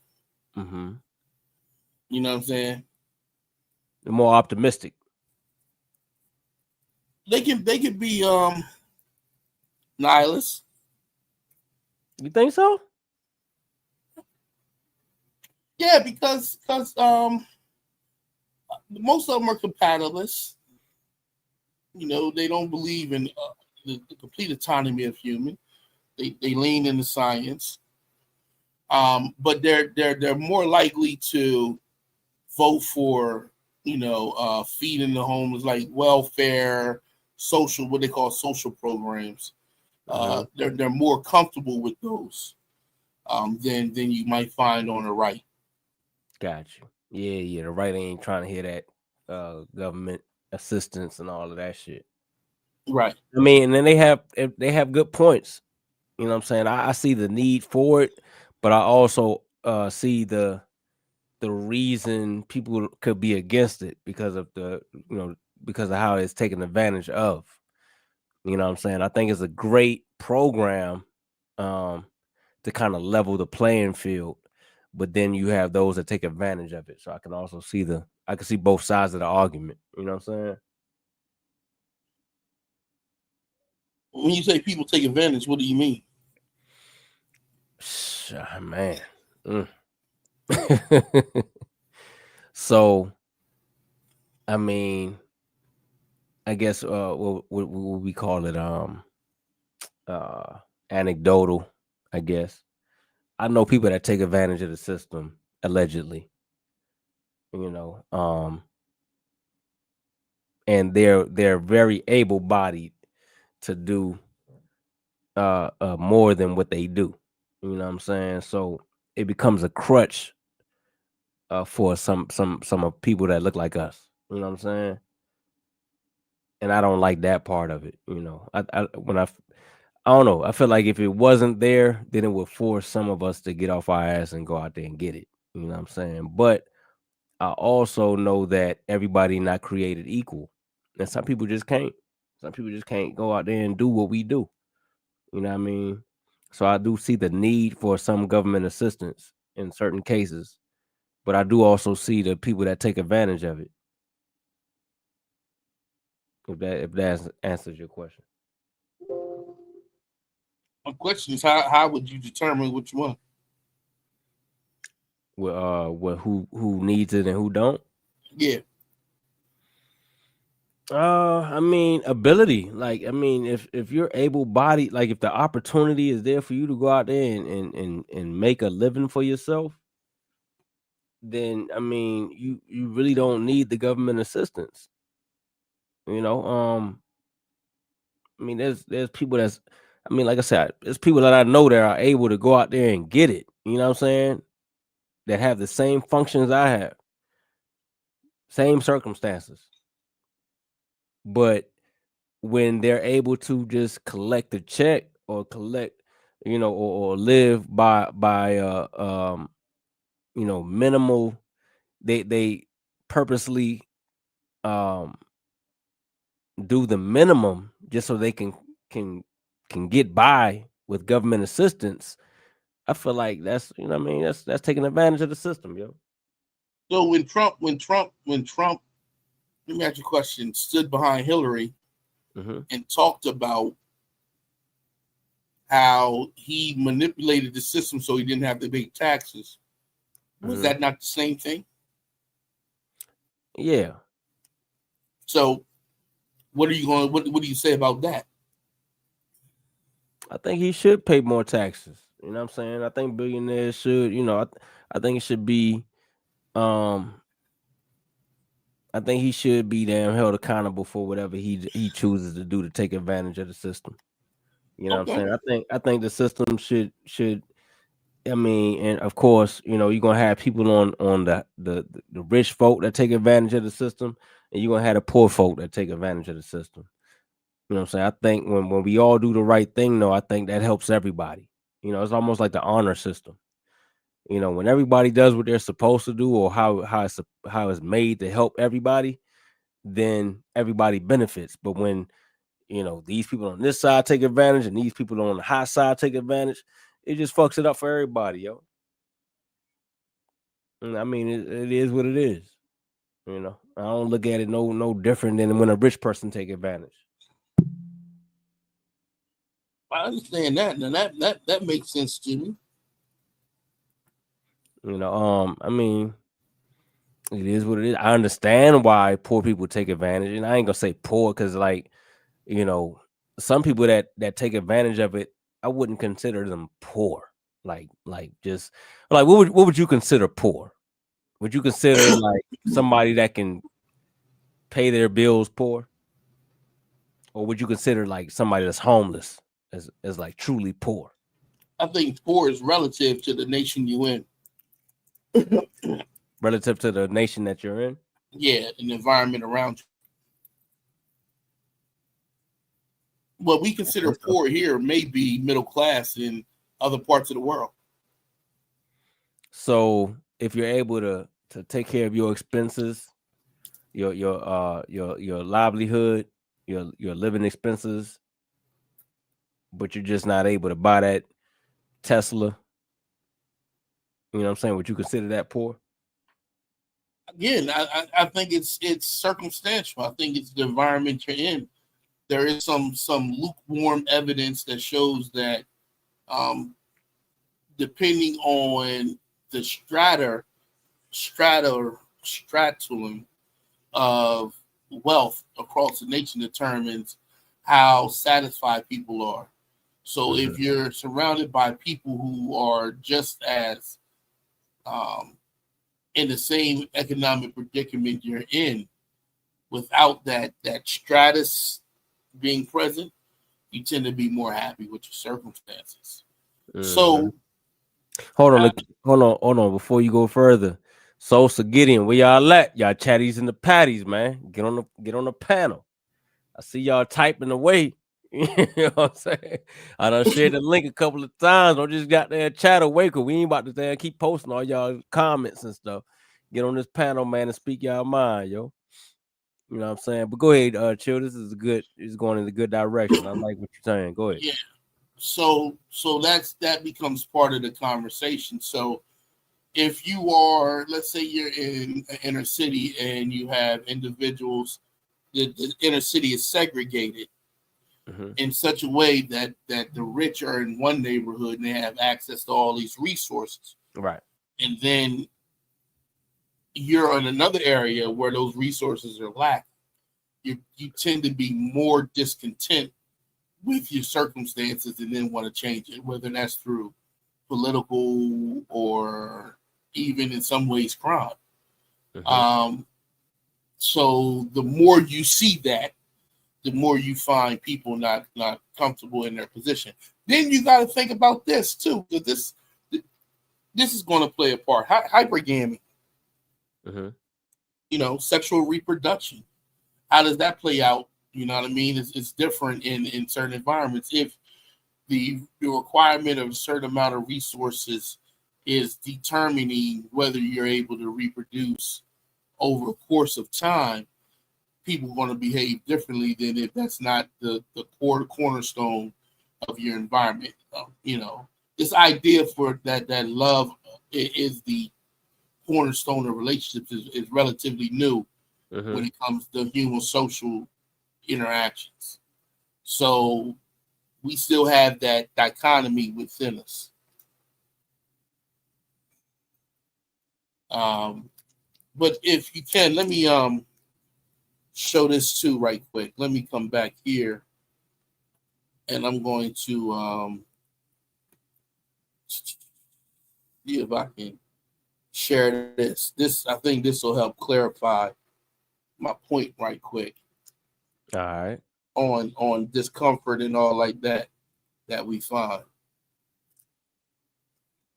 and it's gonna talk about some of the science behind one of the issues that we have. Thus, political orientation about social issues reflects sensitivity to visceral disgust and strategies for coping with such disgust.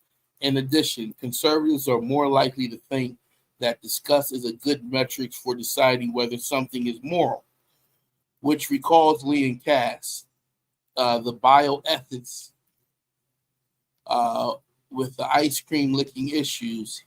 He headed George W. Bush's bioethics panel, one that, thanks to crass uh, anti-abortion ideology, greatly restricted embryonic stem cell research. Cass has argued for what he calls the wisdom of repugnance, where discussed as something like human cloning can be uh, the emotional expression of deep wisdom, beyond wisdom's power completely to articulate it. The visceral level with and without post hoc rationalization is all you need in order to know what's right. It makes you puke, then it must be rebuked. Mm. So this is an example of one way you will find a significant difference. And again, it's back to being uncomfortable. You know what I'm saying? We're back to the same situation we're talking about. These things make me feel uncomfortable, so they must be bad. Mm-hmm. Uh, not having control of a situation must be, or at least extracting external control over the situation must be problematic. Um, Yeah.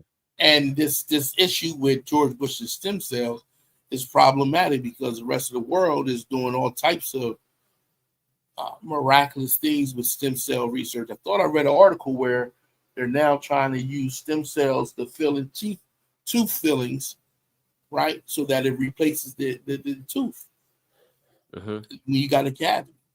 They're using it to do certain types of surgery with joints and knees and et cetera, et cetera, et cetera. So, um, in the case of this put America behind the ball in stem cell research, but it's based upon this idea of ambiguity, feeling uncertain uh, within your physiological framework that's causing these decisions. And as Mm-hmm. we showed, sometimes these things aren't good indicators because your brain mechanisms what create Predict. shortcuts. Yeah. Yeah. Predict and try to. You know what I'm Right. saying? Yeah. So you got like the white replacement theory, right? That's a conspiracy theory in which um, some individuals feel as though the left is trying to bring in immigrants to replace uh, white people. Mm. See what I'm saying? Now that's a conspiracy theory. There's no evidence for that. But that fear of losing what you got, and that uncertainty about what the future holds for your descendants and you, It leads kind you to, huh? of sounds like you trying to bring in the Francis Cress Wilson. No, I'm not really bringing it in. I'm just Yeah. giving you some. I mean, this is a real thing, but you see the evidence. I mean, I showed you the sources. Like, I ain't just pulling it out of nowhere. This is actually well documented that this is what tends to happen. So you Um, saying you saying the right is feeling like we trying to or not the we, because I'm not a Democrat or a Republican, so let me just clear that up. They feeling like the left is trying to bring in the immigrants to replace the middle class whites. not just the middle class, the working class. Basically That's the middle class. you know, well, the working class can be poor as well, you know. But in the tech jobs and stuff like that, it's the uncertainty. I wish, shoot, it works in both ways. I mean, I can show you. I guess I got to pull this other book up right quick. Um, I'm going to pull it up in a few seconds, Mm-hmm. where we're going to talk about what happened before the Watts riot. And Maya Angelou was in California at the time, and she's working with some brands, and it's a crazy story. But in that story, I found a little section that helps clarify um, how these emotions can be driven to extreme measures quickly. So um, you have this great idea of the great replacement. That's one thing. Um, both middle class structural workers have a similar problem. We practice nepotism for a long time in inner cities and in manufacturing jobs. So, your uncle leaves from down south, he gets a job somewhere in the north, and he calls his cousins and his nephews, and then they come up and he gets them a job with them working at the factory. And this was some type of sustainability for the community. And then the manufacturing jobs leave. First, they move out towards the suburban area, suburban, between the Mm-hmm. rural and the urban area. And then they go because of internationalism, global expansion, and stability. They didn't go to other countries where labor is cheaper and ship it back in here, which causes those middle class jobs or those sustainable jobs, which didn't require higher education or a lot of skills to get, to Right. leave. And now you only have skilled and tech jobs left. Mm-hmm. Um, but that brought about a lot of uncertainty. a lot of fear, and then they respond accordingly. And then you got us versus them. So my uncertainty and fear I can easily place on those who are not like me. Right. Right. But all these are biological, physiological, social interactions that are taking place that may cause these things to happen. Mm. You understand? You get what I'm saying? Yeah, I get what you're saying. So I'm gonna go get this thing um, right quick, and then you can see it. It's a beautiful, it's a beautiful story. It's part of her. Maya Angelou did a series of she did a series of here it is. See if I can pull this up of autobiographies. Mm-hmm. She did a whole series of it, and I got I got a few of them, and this is the one that I wanted to talk about. Oh, I gotta pull up my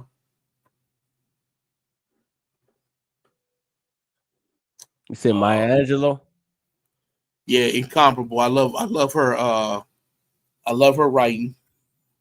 Mm-hmm. Um, and I think she's great at orating. Um, I think she has great orator skills, great writing skills, and I kind of envy her ability to be able to express herself so well.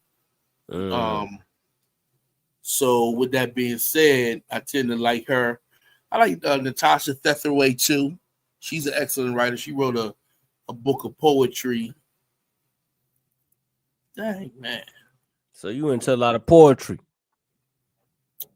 Well, I think they do an excellent job of being able to explain themselves and the ability to use real life stories to help express at times complicated issues. Got you. And so I just admire them for that and wish that I had that skill myself. You know, I just feel being you. being able to just always pull out quotes and stuff. I mean, I'm cool with that, but I really wish I had the skills to do that. Which I am who I am, so I like how I am, but there's things that I recognize I'm not the best at. Nah, it is what it is, though, man. You good at what you're good at. You know what I'm saying? And what I always say is just embrace what you are good at, and keep that confidence. You know what I'm saying? Oh yeah, I mean, if we had I'm good at just doing what I'm doing right now. You know what I'm saying? Just talking about A, life and science and history, trying to blend a, those things together.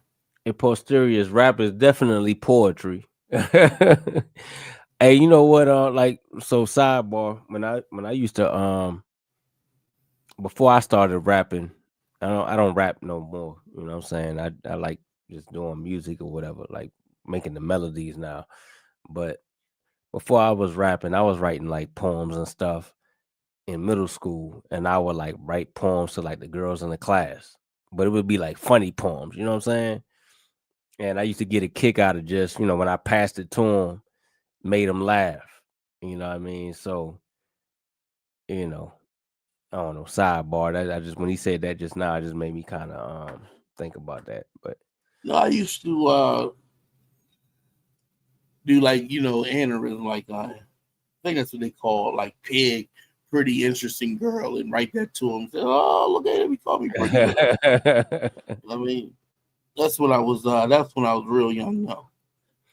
yeah, But man, I'd make them pull poems, and then it just evolved over time. I'm like, and then I realized that I could really rhyme and make it make sense and be clever with it. You know what I'm saying? And that's what ultimately led to me rapping. But I could also had a ear for music, which but that's a whole nother thing. But yeah, so poetry, man, is actually that's a talent, man. yeah, yeah, yeah. Definitely a talent. Yep. So I'm going to I don't know, do I want to highlight it? No, I just want to really just read this section. Go ahead. Um What is it about? um it's about the uncertainty, stress of when manufacturers started to leave inner cities, and what the results of it was. And so I can show you that I'm not just talking about the left, I mean the right or the left specifically. It just so happened that the right tends to be more uncomfortable about these situations than people who vote left, but it's a human condition. Okay. And like I said, this is from Dr. Maya Angelou. Man, um, I'm just going to read certain sections of it because it's about 3 pages for the whole thing. Mm-hmm. Um, so she just came to um, she's doing like this she's working for a marketing company that's doing research for some top brands, and they want to know, what African American communities like to spend, what they like to buy. There's a video going around 1970s that talks about how um, they tended to start to cater again to African Americans. They did it at the end of the Great Depression, Mm-hmm. because black people didn't really trust banks, so they had a lot of liquid cash on them when the banks failed, and so they tended to cater to them during that for a short period during that period of time, because they had cash because they didn't put it in the banks. Yeah. Then they got away from that and went back into heavy Jim Crow, and then around these 70s, another type of recession was coming in, and they didn't went back to that about that. So um, here I'm going to start here. Let me highlight where I'm going to start so everybody know where we at, and then I'm gonna go down from there. Okay. Mm-hmm. So it says Watts was my assigned locale, and I was disappointed to find it had lost its air of steady grace.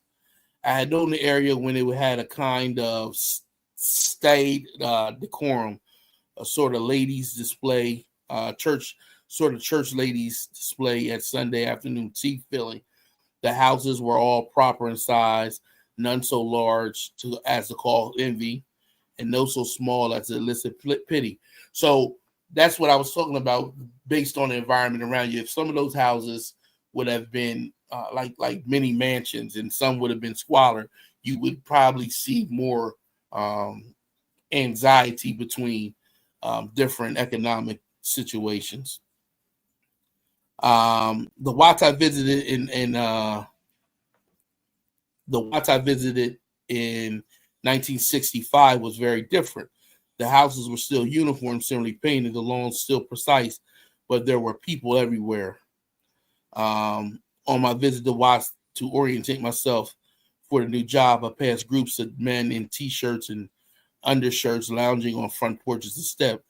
Their talk was just a little louder than usual, and they didn't stop their conversation or lower their voices when I came into view.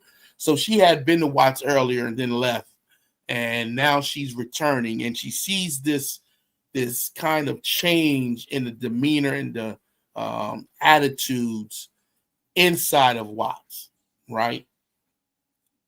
Although I was never pretty in my youth, a good figure and well chosen clothes would usually earn a clearing of the throat, or at least a veiled sound of approval. But the men in this Watts didn't respond to my presence. Um, Black females, for the most part, know by the time they are 10 years old that the world is not much concerned with the quality of their lives, or even the lives at all. When politicians and salespeople start being kind to Black women, seeking them out, offer them largesse, the women accept the soft voices, the simpering statements, and often idle promises, because those are likely to be only flattering behavior directed to them that day. Behind the women's eyes, however, there's a wisdom that does not pretend to be unaware, nor does it permit gullibility. And here she's talking about pandering. So, the people to watch felt as though, or she sees that the response to pandering, okay, cool, yeah, but they're not actually going for it, right? Um, one on one visit, her employer had friends over for lunch. When the employer told Lillian Teller was in the kitchen, she sent for Lillian, went into the living room, greeted all the women, some of whom she had known since her childhood. The white woman said, "Lillian, I know you heard of the bus boycott." "Yes, ma'am, I've heard of it." "Well, I want to know, what do you think of it? Are you supporting it?" "No, ma'am, not one bit, not one little iota. I won't let none of mine support it either. I knew you'd be sensible, Lillian. I just know it to my bones. Yes, ma'am. I won't touch the bus boycott." So in this, she's explaining how Black people during times of distress may play the role of, as if they don't comprehend or don't understand, but in reality, they fully well know. Mm-hmm. Right?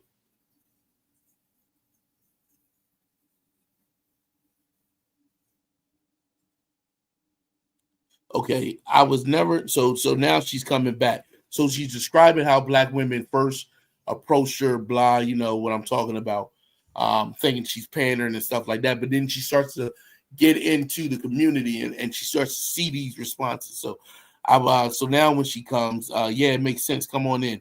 Talking about her she's doing a marketing thing. "I was never turned, although most times the women were abstracted. Uh, Few gave me their total attention. Some complained that their husbands were around all day. I work nights, and usually I come home and sleep a few hours, then get up and have time to fix up my house. But with him not working, he's home all day bringing his friends in and all that." Or they complain that the men weren't around. "I don't know where he's spending his time. He's not working. He's not at the job, and he's not home. Makes me a little suspicious." Listening to the women brought me squarely back to the USA. Uh, the lit of the language was so beautiful. I was heartened by it. Being away from the melody for a few years had not made one note foreign to me. So she was in Watts. She left. She actually went to Africa, and she lived in Ghana. And she was there during the flag raising of Ghana's liberation with Dr. King. So there's them. It's quite a few Black scholars and poets and artists, and then political leaders over in Ghana. And one day we're going to talk about King's speech when he encourages some people to go back to Africa and work there, help build them. And so she's talking about they're talking about what happened when the manufacturing jobs leave, right? So remember, she talked about the kids on the step. She talks about how women were untrustworthy, but the more she came around, they started trusting her. And then they start talking about what is actually going on socially in the environment.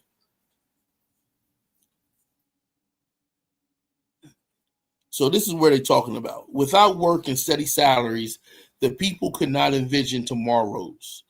Men and women, furious with themselves and at each other, began to abandon the children. They didn't leave them in baskets on doorsteps.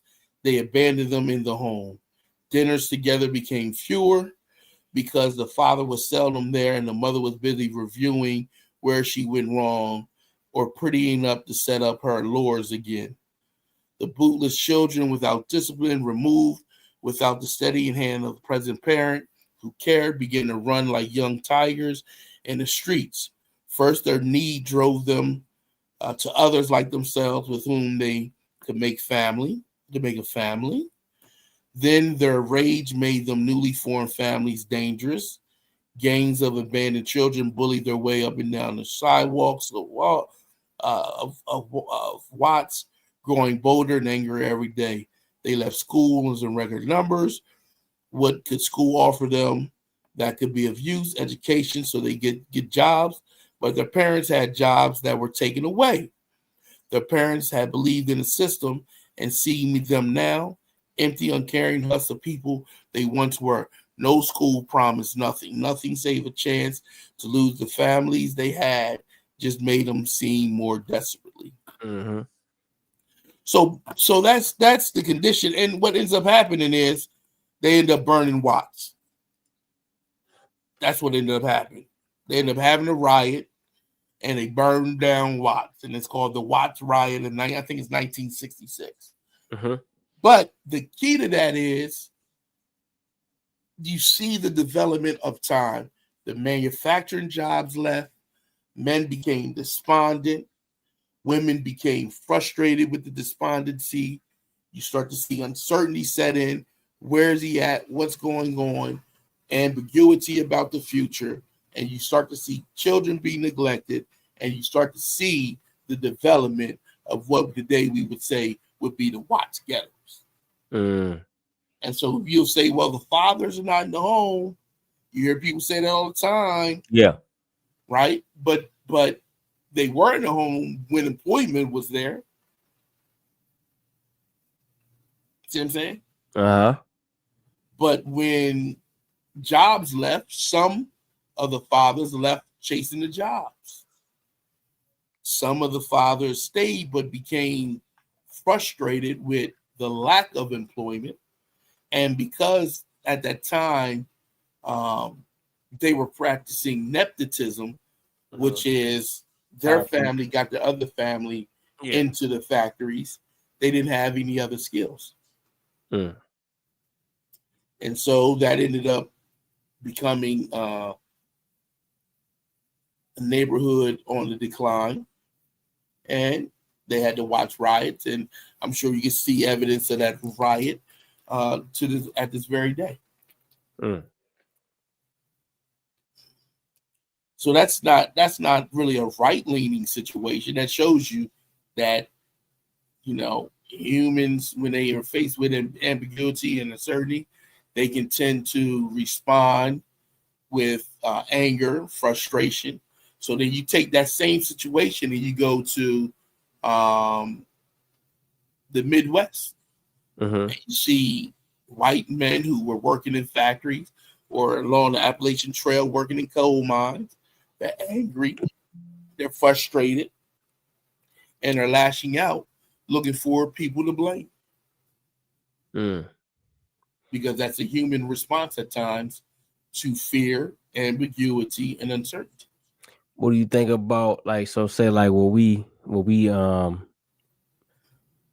go through when we were trying to teach science, right? And we're talking about things that people aren't aware of. You know what I'm saying? And usually they can go to platforms that pretty much validate their conspiracy theories or their pseudosciences, you know, that make them feel comfortable and sacred and fucking special, right? But they look at the pseudo killers page and it's like we strip all of that away from them and we let them know, like, it's not as, you know, like we really don't know a lot of things as far as the reality of this world that we live in, and there's a lot of ambiguity out there that we don't know, things that we just don't understand. Even science doesn't understand, Well, that's but we that's know where this much. that's where the God of the gaps tend to fall in. Mm-hmm. That's when people start to make up. Um, they tend to make up things. Let me. But yeah, but then you have, so they tend to make up things, right? And then you Mhm. have platforms, you know, that take advantage of the fact that people are afraid of these things, and then there's people that make up things, say like Sonetas, or what's the dude, the flat Earth guy, Sanchez. They take advantage of the ignorance in people. You know what I Well, they, mean? they, they, they could be equally ignorant. They're faced with the same mechanisms that you face with, I think and they how they. understand what they doing. I feel like they understand what they doing. Though. I think they realize what we're talking about. Like a lot of them, you got to think, man. A lot of these people that got these platforms that's kind of successful, they not as dumb as you think they are. They know what the mechanisms are. You know what I'm saying? They might play stupid. You know what I mean? Like as if they don't know that they're using things to their advantage, but they know these things about, especially our people, black people, right? But they use it to their advantage, and it is what it is. The results are what they are. You know what I'm saying? How do you feel about that? I don't know if they do or they don't. I mean, that's a big assumption. Human beings are varied in their responses. Just because you may know, don't mean Okay. that everybody else know. That ain't what that means. But it's not hard. It's not hard for one see that to see these results and then research these results and then say, you know what? Like say for instance, we know what we know, right? So say if we were to go and use that to our advantage, will we not be successful with it? Just based off of what we know. Like if we say we say hmm, uh say you're a Pan African, right? Say you want to go on like a Umar Johnson tirade, the war on black boys, and create a whole channel behind it. Uh, you know, say a bunch of things like, "Oh, they out to get us." The black man is this, and um, if we don't do this in the next couple of years, we're gonna be in danger. You know what I'm saying? Just using those that rhetoric of danger and fear to gain a following. You don't think you could do it? I could, but I don't. I wouldn't do it. Right. I mean, I know you wouldn't. I'm just saying. I think these people that do have these things going, these platforms that do support that and promote that along with other pseudoisms, I think they know. I really feel like they know because we've told them. You know what I'm saying? It's not like they've just gone, what I'm saying, throughout existence and just don't know what the hell they got going on, don't know what they're doing. Like we let them know. You know what I'm saying? The people that are close to them that know what's going on have let them know. But I think they do it on purpose. I don't even want to give them that pass. Like they don't know what they doing. They know what they doing, bro. I think that's a big step. I'm just not willing to go that far. Um, I think once you tell a person what they're doing, at that point they know what they're doing. do you think you telling a racist to stop being racist that's enough? I think it makes them aware. But I is it think enough to? if I let them know, like, hey, this is racist and this is why it's racist, and they're listening to me, I think at that point they're aware that they're being racist. But I think there's a choice to be made in that point in time on whether I should continue to be racist or not. You know what I'm saying? I think we've all come to that point in life. You know what I'm saying? Like, say, like you're Pan African, right? I know at one point you might have been a little extreme. At one point I was extreme. You know what I'm saying? In my thoughts as far as, the race thing goes. But at some point it made sense to us like, oh shit, let me chill. This a little, what I'm saying? This a little overboard. This is racist, what I'm saying. But that And if then, your brain does that doesn't mean everybody else's brains have the same capability. right, but what made you have that understanding was when you was made aware of what you were doing or what you were saying, right? Or when you know what I'm saying, like you had a time to think about it critically.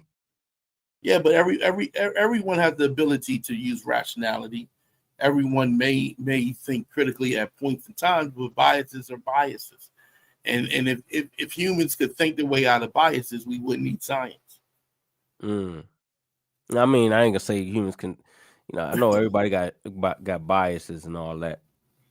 And I know that science seeks to strip away the bias and get down to the objective reality of it.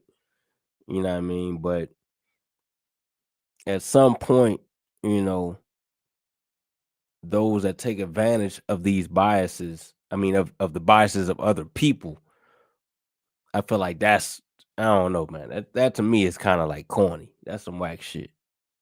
I'm gonna read this. This is from the Believing Brain. Hmm. So I'm gonna start with the highlighted section. Lacking control increases illusionary pattern perception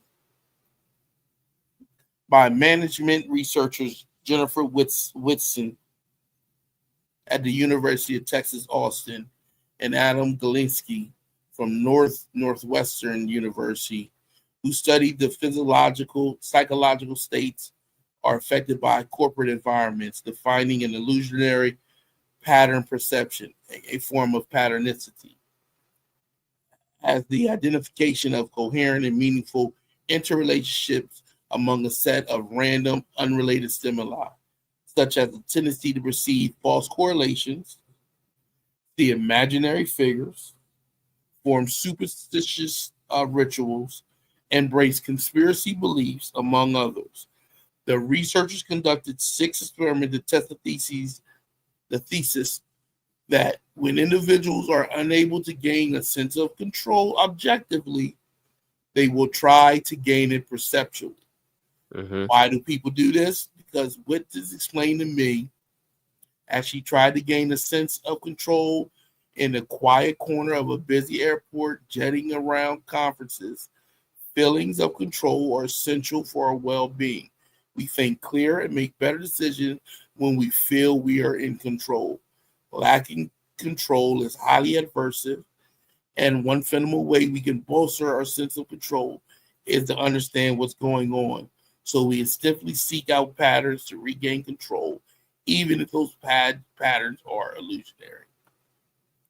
Bro, that's just how people are. I mean, yeah, I feel you. That's just how people are. So it's a sense of control that we use when we create God spirits rituals. It's we're looking for control there, right? Some of the people off the boat that put the bed uh, uh, juju on us gives us a sense of control and being able to control our own destiny. Blaming the economic deterrent that we have going on immigrants gives me a sense of control. Killing Charlie Kirk Hmm. gave him that boy a sense of control. All these things are about how humans deal with the stressful cortisoid, um, fear, uncertainty, ambiguity, and a need for us to try to control it. I think Seth Anil, who's a researcher in cognitive function, especially with decision making, in his book by Barbara, he wrote a section in the book by Barbara Sizemore, I think it is. And in that book, he says that people have a drive to feel in control of their environment. Hmm. It's a drive in us.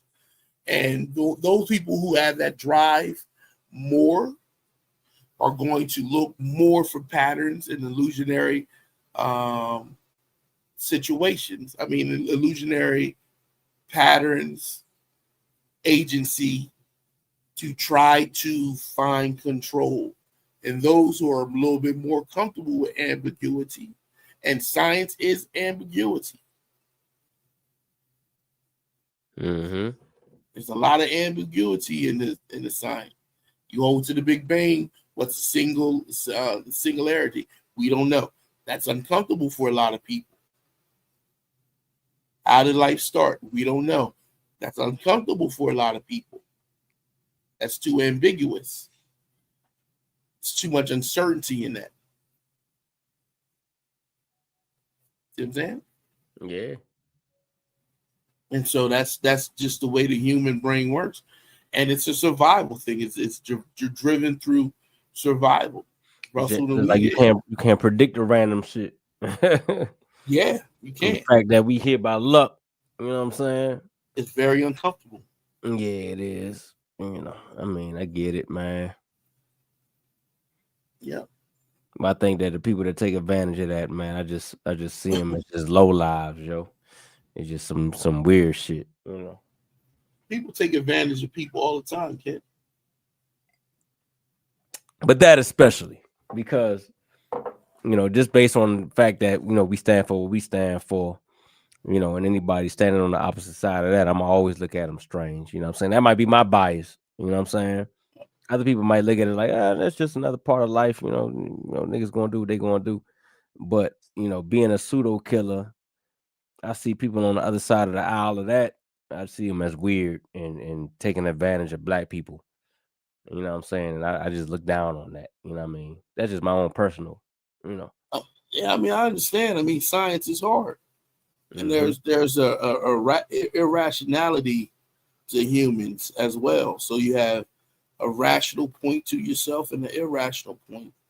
And the irrational point can be manipulated by advertisers, by sports, by numerous of things. Hmm. So we live in a world in which these mechanisms are constantly being manipulated, whether it's McDonald's adding saturated fat to their fries to get people more likely to buy them again, Hmm. or the grocery store having fresh bread smells fled throughout the grocery store to encourage you to buy more, or putting the low price 99 cent $1.99 stuff by the register, which makes you more likely to buy it, Yeah. or the Black Pearl scam that took place in the 1980s, where the marketers got together and decided to make black pearls more expensive than they really were, or the little girl, young lady who testified before Congress during the first Desert Storm to encourage the American people to go to war, where she lied about killing babies in incubators. Hmm. We're constantly under the guise of manipulation and uh, the abuse of these mechanisms. Right. And then when you get the response that you get, though, it makes you think, like, well, shit, is it even worth teaching these niggas anything?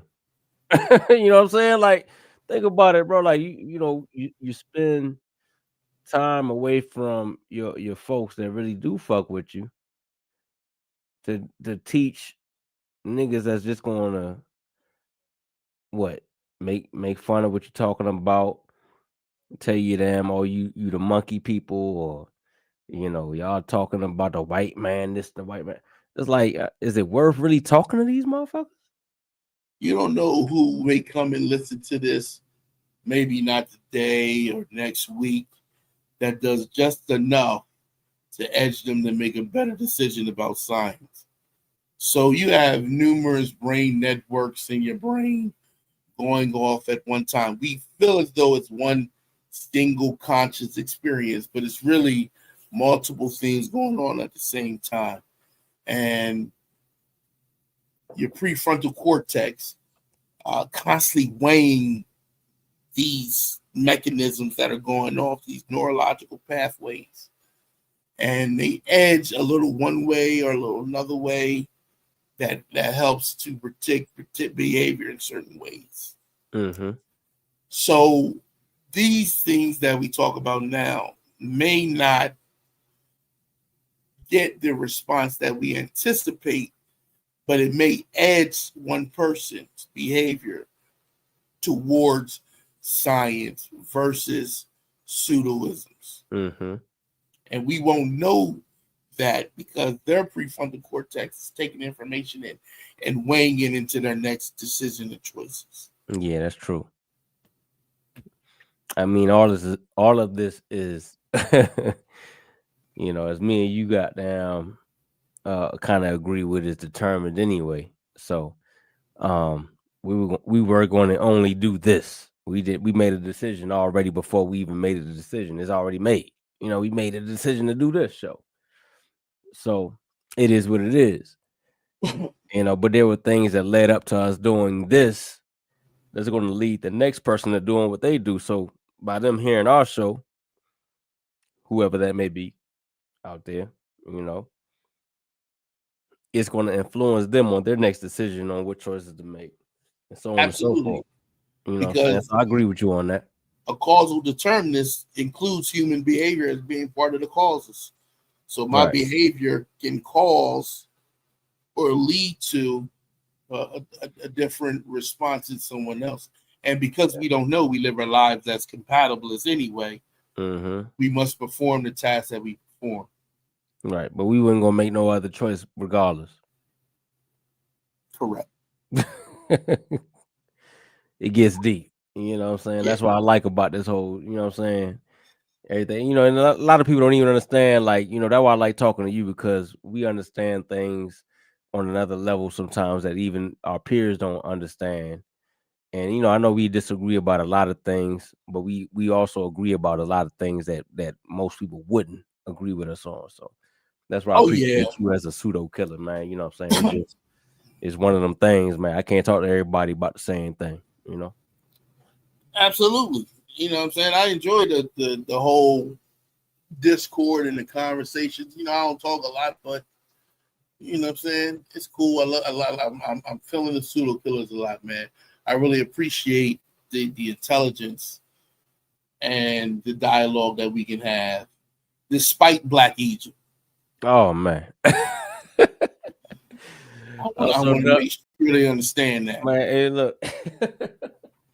I'm so done with Black Egypt, man. And I know that's my boy, man. Shout out to Unc. I know that's his sweet spot, man. I know he love that shit, man. And that's the only reason I even just deal with it. Yeah, I mean, But I'm so done with that shit, man. But I that's mean, his thing, though. You know what I'm saying? That's yeah, I cool. mean, hey, it is. And he know how I feel about it, Yeah. But so shouts to them and whatever that is, that Mm. conversation and shit. But man, it's much to me. I feel like it's much more shit out. Man, the universe is way bigger than Egypt. The world to me, and that's why I be talking to you about the Pan African. Like, I feel like the world is bigger than Africa. It's just we got the world to talk about, the globe, the earth, the universe. You know what I'm saying? The mechanisms, the brain. You know what I'm saying? The human life. You know what I'm saying? Like, it's so much bigger than these boxes that we put ourselves in. You know what I'm saying?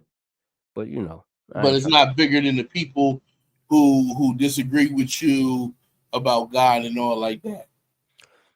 It's bigger than that. You know what I mean? Oh, Even if they disagree with me about God, but I'm at least willing to look into why they think the way they think and why they feel the way they feel. Um, because when we talking about just human existence, period. You know, I mean, we just gotta expand our horizons, yo.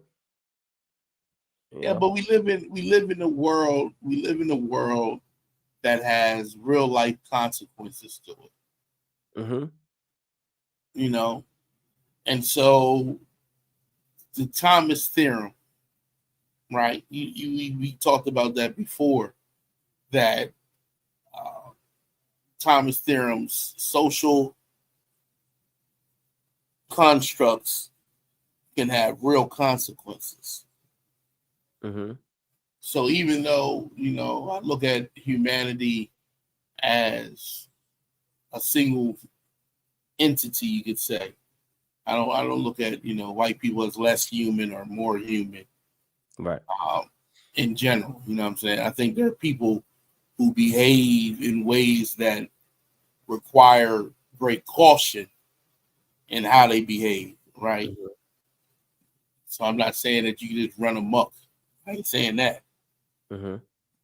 but liberty is liberty, and because of that, I understand that there may be consequences because of the complexion of my skin, you know, size I am, and there are real life consequences for that. You see what I'm saying?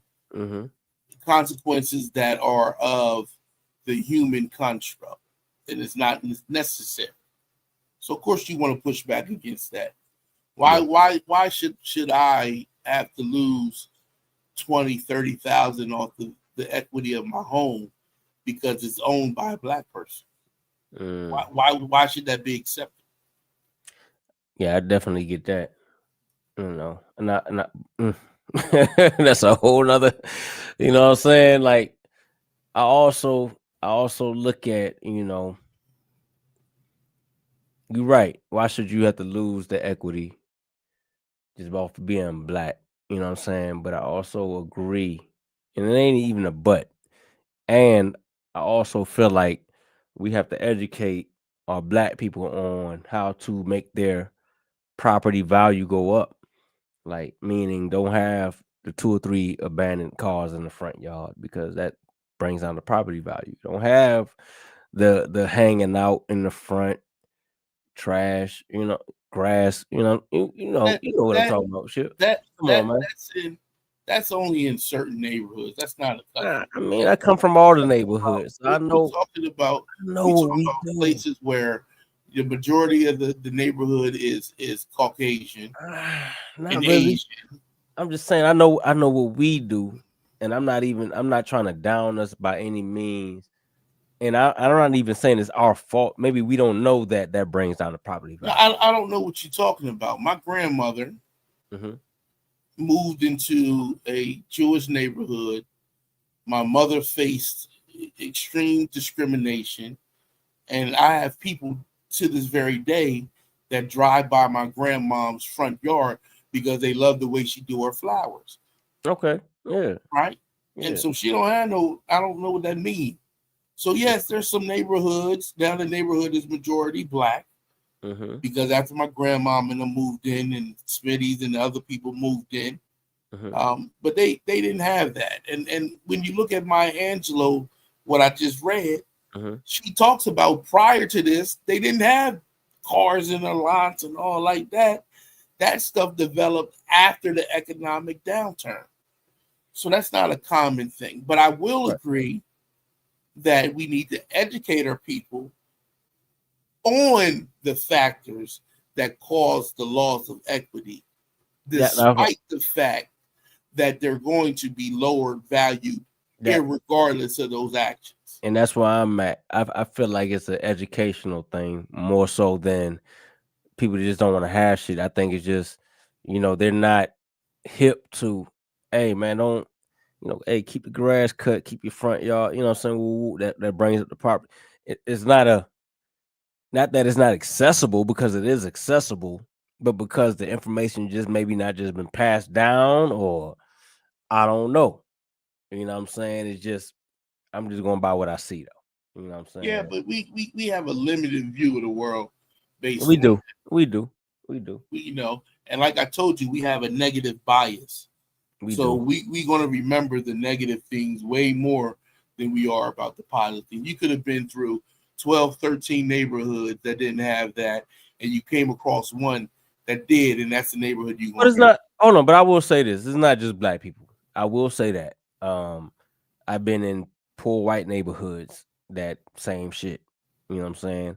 And I don't know what it might be. It might be the same thing in their neighborhoods. Education wasn't, what I'm saying, around the where they would know the principles of keeping up the property value and all that. You know what I'm saying? So That's if they I'm not own gonna the say home.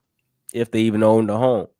You know what I'm saying? But so I'm not gonna just say, and I've been in prominent neighborhoods, you know what I'm saying, where I was like, I rolled through the Jones, not seeing, back in the day when I first came to Georgia, not really seeing um the level of home ownership like I did when I came here, riding through neighborhoods and like, oh, this is nice ass neighborhood. What, man, many mansions and like big ass house, big ass yards and lakefront and all that. And like I'm riding through and I'm seeing like black people out there. And they ain't just people that's working on the yard and shit like that. It's like, people getting in their cars and you know what I'm saying, decorating their yard and shit like that. And it's like black people, nice ass neighborhoods. And at that point, I'm like, oh shit, we got this too. You know, so I know that it's out there that, we out there doing big things and having shit and got, the opposite of what most people think it is. Right. But, you know, it's like we gotta recognize where it's not happening at and educate those people so that we not constantly just falling in those, you know what I'm saying, in those I can't even think of the word. What's up, Unc? The God killing the building, man. Y'all got your Yeah. limit. You about to pass out. Let me No, relieve you, man, we yo. here talking some real shit, man. You know what Not I'm talking saying? about, man. You calling black people We racist? getting deep. We getting deep. What's You going know, on, man? I'm almost at my limit. Y'all know I don't do all this talking like that. Yeah, I know. That's Oh, why I I came got up I there. gotta And I'm keep him about in to the fall building. out. That nigga was on there. I see y'all doing y'all thing. Okay, I like this. Yeah, man. Hey, Okay. man. If it's 5 or 50 in the building, man, we gonna talk it out. Nah, shit. If we win every day, yo, we get the crowd. The crowd is subscribed already, yo. You forgot that? Already. Hey, we already got the people. Just got to be there like this. Yeah. That's all it take. Regular. Yeah, I don't mind popping, and I got you. Shit. I think I might start like an hour or two during the day on the pseudo killers, man. We can pop in. You know what I'm saying? Already. Damn right, yo. We rule the airways for real with real information. Yeah. Facts. Yeah, y'all doing a great job. I appreciate the information, man. Good work right there, yo. Y'all funny. Yeah. No, he was no, I think we was just talking about man, what was we talking about just now, chill? You try to beat me up with the Pan African again. You try to put me to the bus. Think I ain't catch it. You're talking about that universal perspective or whatever you like to say. Yeah, no, the cosmic perspective, man. Cosmic Positive perspective. perspective. He crazy as Yeah, hell. so no, I be trying, my thing is this, man, knowing what we know as science Right. advocates, Right. you know what I'm saying? Like we know humans is humans. I Black, know. white, Almost. Almost. Mexican, fucking Puerto Rican, It's almost, yo. Cambodian, everything, you Completion. know. Almost though, yo. You forgot it's the almost there. Almost until you And throw the culture in there. yeah, You know the culture, but culture instructs. Hold on, culture informs and instructs, bro. and You what know this, right? You know that, and, right? and what one of my favorite I forgot what profession she was in. Mm-hmm. She used to be in the armor. Well, I guess she still is in the Armor Squad. What's the other lady that's in the Armor Squad? Not Dr. Mayat, the other one. Nah, yeah. Naya. Naya said something one day in the class that I attended Mhm. that opened my eyes, and I was never the same ever since. Okay, we might need to fix that. What was it I He said? said we shouldn't. Uh, I can't remember the verbatim, but it Oh was like man, I'm sure we you ain't remember that. shouldn't judge each other off of the surface level skin color thing, Oh, I but agree with that. celebrate each other's the differences in our cultures. We should celebrate our differences rather than be separated by them. We Yeah, should celebrate the differences. she got that from me, nigga. Yeah, hey, you know what I mean? But I heard it when I heard it say that, I was like, you know what, that's some real shit. Oh man, listen. And so instead of like, understand the ops has always been the white folks and all that, you know what I'm saying? And then you know how I used to be on, Yeah, but I wasn't quite as bad as you, but go ahead. it's like once you understand that and then you get Hmm. scientifically literate, you do realize that we just humans and we just all got our differences and our difference of cultures and Yeah, shit but is that's what it not. is. Yeah, but that's not. You can't all of a sudden erase the politics. You can't erase the You politics. can't, and you can't erase the need for speed. When I say the need for speed, human beings want to control wealth and have money for their families. You can't erase that. Nah. And so, based off of the way colonial powers have positioned themselves, right? That's why France is having a lot of issues now because they throwing them out of Africa now. They ain't got access to them damn resources, and it's causing their economies to go this way. You got to look it up. And so at that point, when you see that direct effect of people getting a better understanding of colonialism and what it does, and they start kicking them out, man, France got a reason to fight back now. Right? And so I'm telling you, bro, yeah, we all created equally, but that goddamn bread ain't. No, we ain't created equally. Bullshit. I'm not saying that. I'm not saying we created equally because we ain't. We are human beings, all correct. You know what I mean. You get the point I'm making. I'm saying in a sense of that no matter who you are, you have an opportunity, is what I'm saying. That there could be opportunities presented that as a human being you can take advantage of. That's what I mean. Meaning one group of humans, right? Although they robbed and stole, at the end of the day, they can end up being worse off. You get it? Nature is an equal opportunist. That's my point. It's not. I get what you say. It's not based on. So what I'm saying is, it's not based on race or ethnicity. It's just based on opportunity, like the where you fall at in the history. I'm saying that indigenous tribes, if a fucking meteorite hit this motherfucker today, in the cities and shit be fucked up, the indigenous people gonna outlive niggas who ain't used to being indigenous. That's my point. So you thought he was the bottom of the totem pole, but they were king at that point. Or you might have been the smartest nigga when it came to stocks and bonds, but when it came to surviving on the land, goddamn, you the peon. You the peon. You done that. Hey, can I get some help? Nah, nigga, I ain't helping you. Remember how slick y'all got with all that stuff y'all was taking? Yeah. We ain't helping you. We ain't showing you nothing. Yeah, that's the point I'm making. Nature is an equal opportunity show. Seriously, yeah, man. So just like them damn mosquitoes, I mean, it had Europeans at a standstill for a while. Yeah, mosquitoes is the most ferocious predator on planet Earth. They kill more people than any predator. Is the damn insects. How about that? Kill more humans than anything. Yeah. So it's the culture, though. At the end of the day, bro, it's culture that instructs and informs. That's my point. Yep, that's my point. So, Twitter finger king. What do you say? What's Sosa at, man? Where you at, Sosa? Sosa scared hiding. Why ain't the damn link, Sosa? What the hell you doing? Running. Now we was talking about how when I think he was saying when that a threat comes or you perceive a threat, how it hit your amygdala or hit the thalamus. And then the thalamus sends it over to the amygdala. And the amygdala, that's the fight or flight part of your brain. And then it goes to the occipital. What is it called again? Chill. The optical lobe. Yeah, I believe it is. And then from the optical lobe over to the prefrontal cortex, that kind of can just make sense of everything. But before it goes through all of that, it hit the amygdala first, or hit the thalamus and then the amygdala, and that's why you get irrational actions. Wow.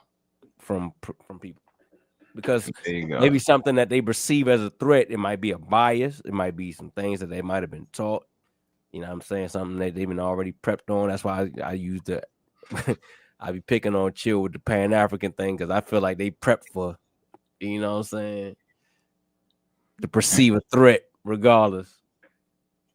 You can only perceive what you are, basically. You only perceive what you know. Nah. You get that though? you know how you know how you like we in evolution they always talk about you're in a forest, you're walking down and you hear a rustle. Right, and your body responds. It is not concerned with at the moment accuracy, is concerned with survival. Yeah. And so what happens is you get this stimuli to your thalamus, and the thalamus sends a non-perfect signal to your amygdala that interprets it as we need to run, and it shuts down other parts of your system, such as digestion, for energy purposes, right? For energy purposes, and you run. but that signal is still heading towards your optical loop, optical or whatever sensory motor cortex that it is. Because if it's hearing or if it's smell, it would be different. And then it interprets a full, more complete picture based on your prior experiences. I got a good example for that. Chill. Think about like you somewhere inside a place and a balloon pop. Now, depending on your experiences in life, you gonna jump like, oh shit, because you gonna first thought is a gunshot, right? But once you done, you know what I'm saying. But that's your first instinct is to duck or jump or you know what I'm saying, whatever. But by the time it goes through all of those circuits in the brain, and you realize, oh, it's just a balloon, you back to normal. Shit, I think everybody jumping that day. Yeah, but it's like but why don't you understand that it's a balloon from the jump, and just not even it don't even make you jump, nothing. Why don't when a balloon pop in the building, why do you don't just off the rip know that okay, that's just a balloon, ain't nothing to be. You know what I'm saying? It's because it went from the whatever, I guess in that sense, it went from the auditory to your thalamus to your amygdala to the fight or flight and then to the optical and all of that. And then, you know what I mean? So it goes through a certain amount of things and before it get to the point where you make sense of it. Okay. Interesting conversation. Man, I'm off here, man. I need to get up early, man. How y'all did today? What you say, chill? What'd you say? What y'all say? I think he was coughing or something. No, I'm here. Huh. But you have your cultural influence. So let's say you inherently are afraid of there's some biological effects like of being afraid of snakes and spiders and heights. But if your culture is accustomed to spiders, such as in the Amazon, that fear never develops.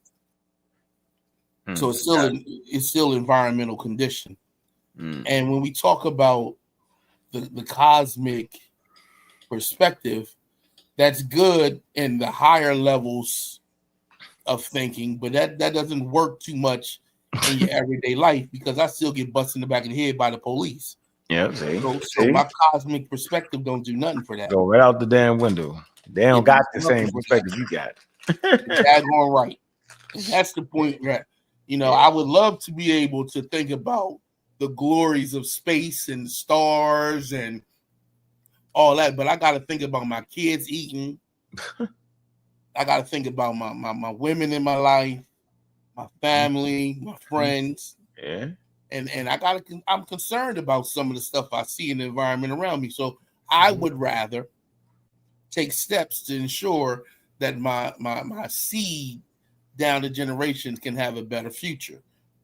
Now, I'm gonna ask y'all a question, man. No, you won't. I want y'all to be 100% honest with me. I'm gonna answer my question. I'm off this motherfucker. Go ahead. In the last 5 to 10 years, who have y'all gotten more threats or like angry? We'll just say threats. Who has threatened y'all more, black or white people? That's the obvious, yo. We're around more black people than white. That's a crazy question, Kent. I'm just saying. So if we saying what Chill's saying about the whole cosmic perspective, then I mean, Kent. So you don't realize white people rape more white people and kill more white people than anybody? That's that. But I'm saying no, it's the same thing. So I'm gonna get more threats based off of the community and the company I keep, yo. If I was around a whole lot of white people, I would get more threats from white people, yo. It's proximity, yo. You ain't know that? Okay, so if that be the case, but that ain't the. If that be the case, then what is Chill talking about? Hey, man, I can't believe you just messed it up on purpose, bro. Hold on. Chill just said he can't do the cosmic perspective because the world is what the world is. And Yo, I'm you hear sitting. this man doing your little here, man. You scamming, can scam. It's a scammy old Oh no, question. you didn't even let Chill answer. I didn't even say anything about black and white in the context I was talking about. You said the police gonna bust you upside the head. I didn't say it was a white cop or a black cop. I just said that's what happened. Yeah, see, got You the him. one that added that in there. See how crazy that it is? Yeah. You added that I'm in gonna there. leave You threw y'all. I'm that gonna little leave y'all twist. alone. Yeah, you threw that little twist in there. I ain't saying nothing about that. Overwhooped it. Yeah, he threw it in there. Yeah, I'm yeah. just saying, man. Like, so All right, hold on. Let me get you with this one. go ahead. Would y'all jump out a plane for $10 million? How If I had a parachute, about you, Chill? Yeah, if it's on the ground. Yeah. Yeah, see. So I didn't say whether the plane was flying or not. okay, Yeah, you immediately thought it was flying, right? of course. Chill say if it was on the ground. I didn't actually say none of that. Y'all just filled in the pieces, yo. You filled in the pieces based off of what you understand, what you know. Okay, I mean, I filled in pieces based off of what people that usually ask that question I mean. didn't say nothing. No, I didn't say nothing. I just said, would you jump Usually, out of a plane for $10 million, yo? usually, when you think jump out of a plane, a I know, person is but you talking filled about in. as the plane is flying. No, but that's the point, though. That's the whole point. That Mhm. was the point. That you filled in the missing pieces based off of who you are, based off of what you look at. Okay, Chill. understood. He was like, nah, it was on the ground. Yeah. I didn't say Mhm. it wasn't on the ground. That's for He sure. sure heard that question before. He already knew what time it was. Yeah, he probably did. You heard that before? He already knew it was a trick question. True. You heard that before?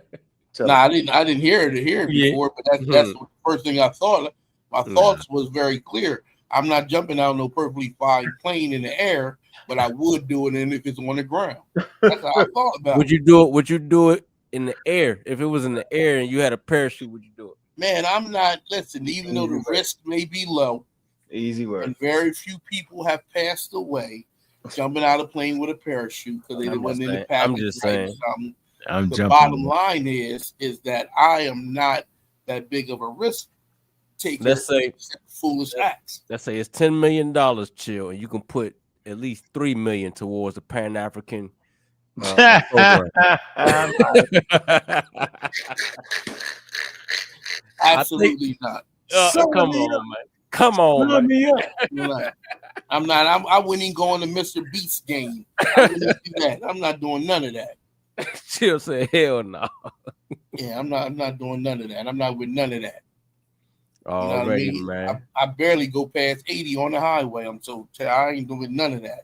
Nah, it's all good, man. Hey, look, we about 3 hours in, man. We gonna try to wrap this thing. I ain't know if Chill, you had some more things you wanted to put on there. I still No. I got some things on the work-ins. You know, this wasn't part of the back to basics. This was something separate. It really came from a question in the Discord in which someone made a question. I didn't respond then. What does science have to say about the current um, environment, political environment in America? And I wanted to point out that science does have a voice in it. It explains some of the preconditions on why it is the way it is. Fear, uncertainty, ambiguity can lead to feelings of discomfort, physiological changes that require correction. And at times when people go that, they make rational and irrational decisions based on those physiological changes. And some people are going to say, no, it doesn't work like that. But I'll go to the study where if the person had a cold cup or a hot cup in their hand, they interpret their interactions with the experimenters as positive or negative. They had a warm cup, they thought the person was more loving, more caring, and they had a cold cup, they thought they were more harsh and brash. And the reason why that may have been happened is because evolution tinkers, it doesn't create absolute new systems in the way we think it does. And so you have a system for physical things in nature that now are used in social environments. True That's what indeed. science is right now. Already. The God killer, man. Any last words, brother? Man, freedom of speech around this motherfucker, man. All day, every day, man. Speech, yo. Stop killing people, yo. Stop saying Stop the violence. white people be capping, yo. They shoot niggas. They killing them first. They killing their own people before we can even get to them. Man, Golly. boy, you see who the wild boys really are, yo. Man, listen. Crazy. I think we talked about it earlier, man. Like, look, if We're gonna do it again. Yeah, we're gonna talk about this thing. If we start celebrating or enabling this type of behavior, ignorant, yo, we're going to suffer the most because we don't have the same security and police standing by that these guys do. So imagine how easy it would be to just snipe off a black activist. Think about that for a chance. With no money, they had real security.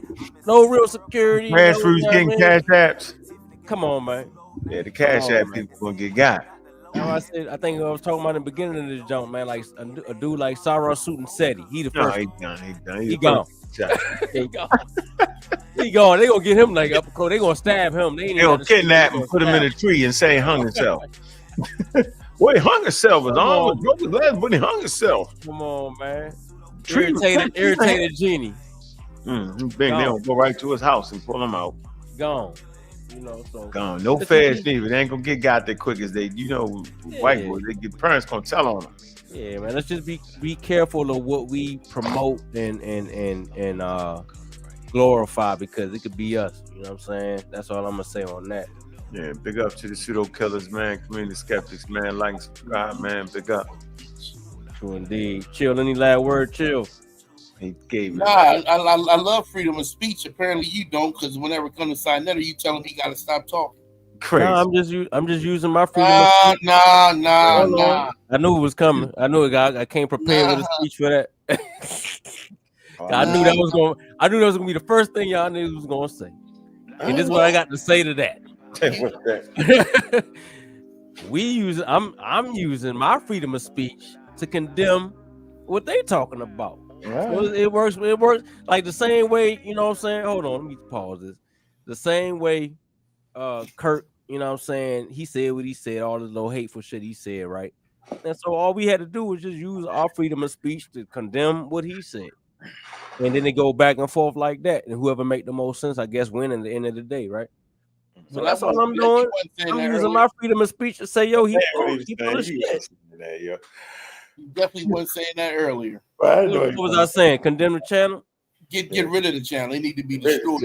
That's my freedom. That's my freedom of speech. I ain't say kill a nigga though. I don't want the nigga to die. Nah. You said it. That's bread and butter. That's what you're saying in slow mo. I would not want something to happen to the brother, but I will goddamn speak. You know what I'm saying? Vehemently. I don't even know if that's the word. Vehemently against that. Yeah, against what he stands for. But I mean, anyway, that's all I'm saying. Yeah, just because a person believes in flat Earth don't mean they need their whole livelihood destroyed. So right. Sanchez don't need to be taken down. His channel need to be taken down. Freedom of speech, bro. I mean, freedom of speech, yeah, cool, but we could also talk against that.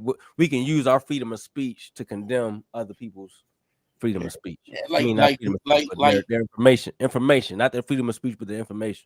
Like Stinky Inky running around here, or Dr. Sabi, we need to address them with a vigor because it's harmful to the community. Yeah, think about it. Sense of their health and well-being, people lose their lives following these individuals. It's different than I believe in fairy tales. Well, y'all hear the argument? Was y'all around to see the argument we had on there with that nigga, man? God damn. You got a Stinky Inky that's promoting supplements to replace people's medicine. Like I said, I don't agree with killing the brother and stopping his freedom of speech, but I do think we can use our freedom of speech to condemn his information and what he's saying, and tell people not to listen to him. You know what I'm saying? Just like, if you say a Sonetta or whatever, because I feel like they promote these type of niggas. But that's just me. Legally, there's limits to the freedom of speech. You can't yell fire in the movie theater. That's what they promote. That's all I'm saying. That's what these. If you want to bring up the Sonetta, I feel like he promotes this bullshit. You know what I'm saying? Whether it's something that he believe or not, you know what I mean? That's up for grabs or whatever. But he promotes it, and that to me is just enough to be like, yo, that's detrimental to my community. Like I said, I don't want nothing to happen to the brother. I don't want nothing, no harm to come to the brother. But I just feel like, what we stand for, that's the ops. Well, yeah. I mean, we don't stand with some of the things they said on there, but didn't you used to promote the same thing? Nah, hell no. I never promoted Ashworth Crazy. Ashraf Kwesi was more like Ashraf Kwesi wasn't on no health shit. He was more on some Black Egypt shit. I'm talking about Sonetta now. I'm talking about the other stuff, not Inky, and we already determined they too dangerous. You talking about like what? Like just like pseudoisms. I mean, if you want to say the Ashraf Kwesi Black Egypt shit, I did promote. I did do shows. I mean, not do shows. I did events based on him, teaching what he taught. And somebody should have damn shut me down. For real. Yeah, but did you do it deliberately? I ain't gonna lie, like shit. I couldn't have been mad. Like in hindsight, I wouldn't be mad now if somebody would have came out and been like, "Yo, Kent, man, hey, somebody shut them niggas down." Because did you do it? Did you do it intentionally? What's your intention to deceive people?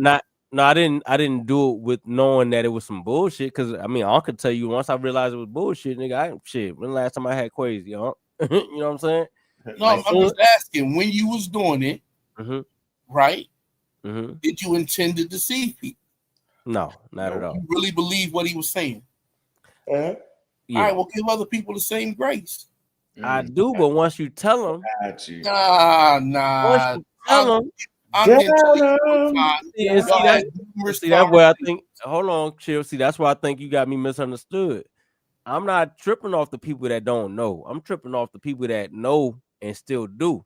That's when I say. That's when I start saying. Hold on. That's when I start saying niggas is scamming because once you know, make the assumption.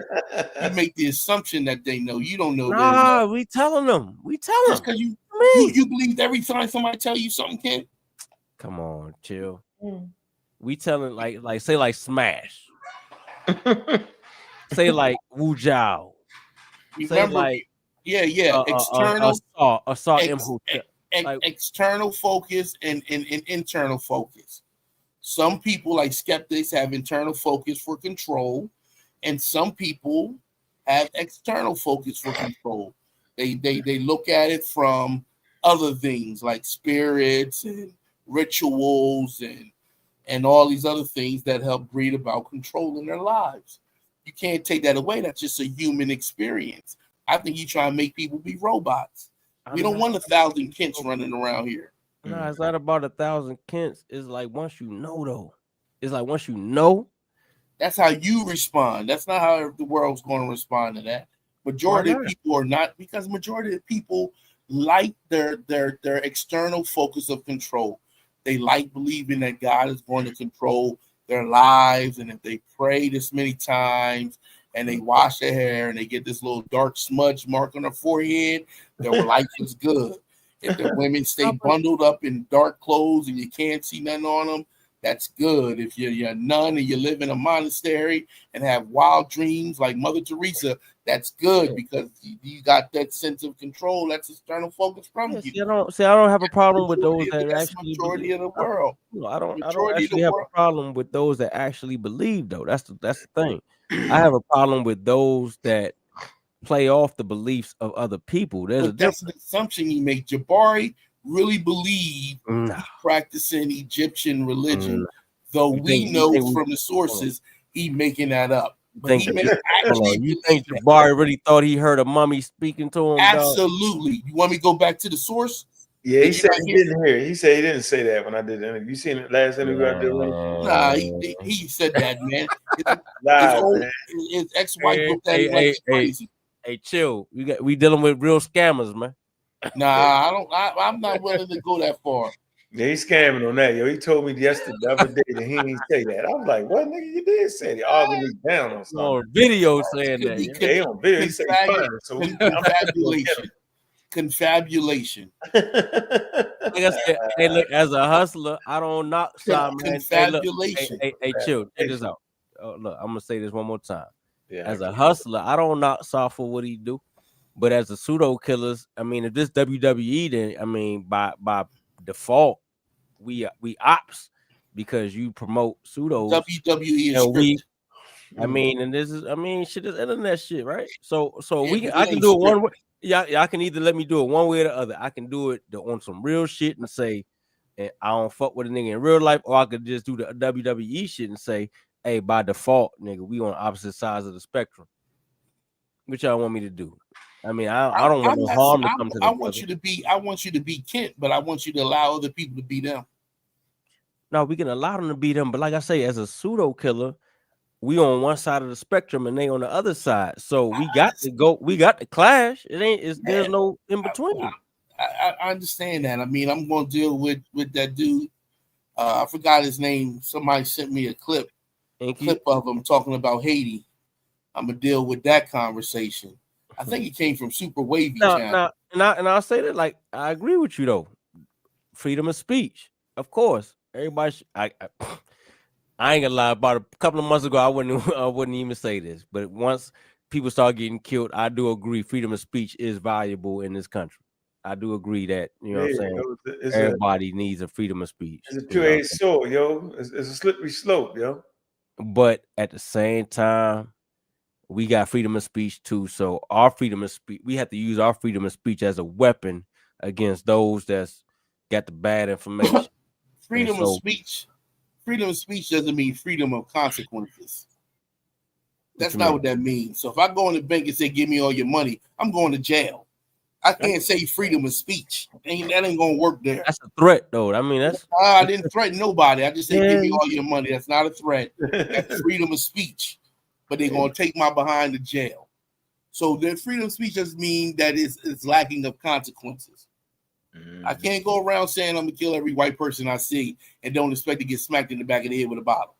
Okay, so do y'all think that a dude like Dr. Sabi should be able to say he cured? I think they should have put him in jail. He cured AIDS.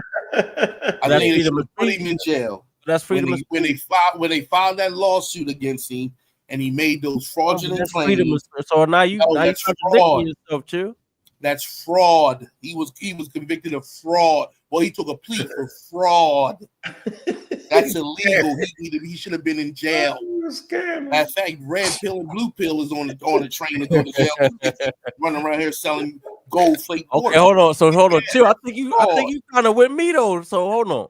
If you say red pill and blue pill and all these fraud. So hold on. So the platform that promotes these guys, you know what I'm saying? They're not. That's freedom of speech. Oh, they committing fraud. Come on now. I'm saying if pseudo killers was the promoter of blue pill and red pill tomorrow, we'd never do that. Knowing what we know. Knowing what we know, I'm saying if hypothetically, it would be scary. I can't do it. If it was a fifth, we all be drunk. I can't do it. The whole thing of see, yeah, y'all do me. That's why the Raw Squad fell apart, yo. They started scamming, yo. Remember? Yeah, it's all scamming.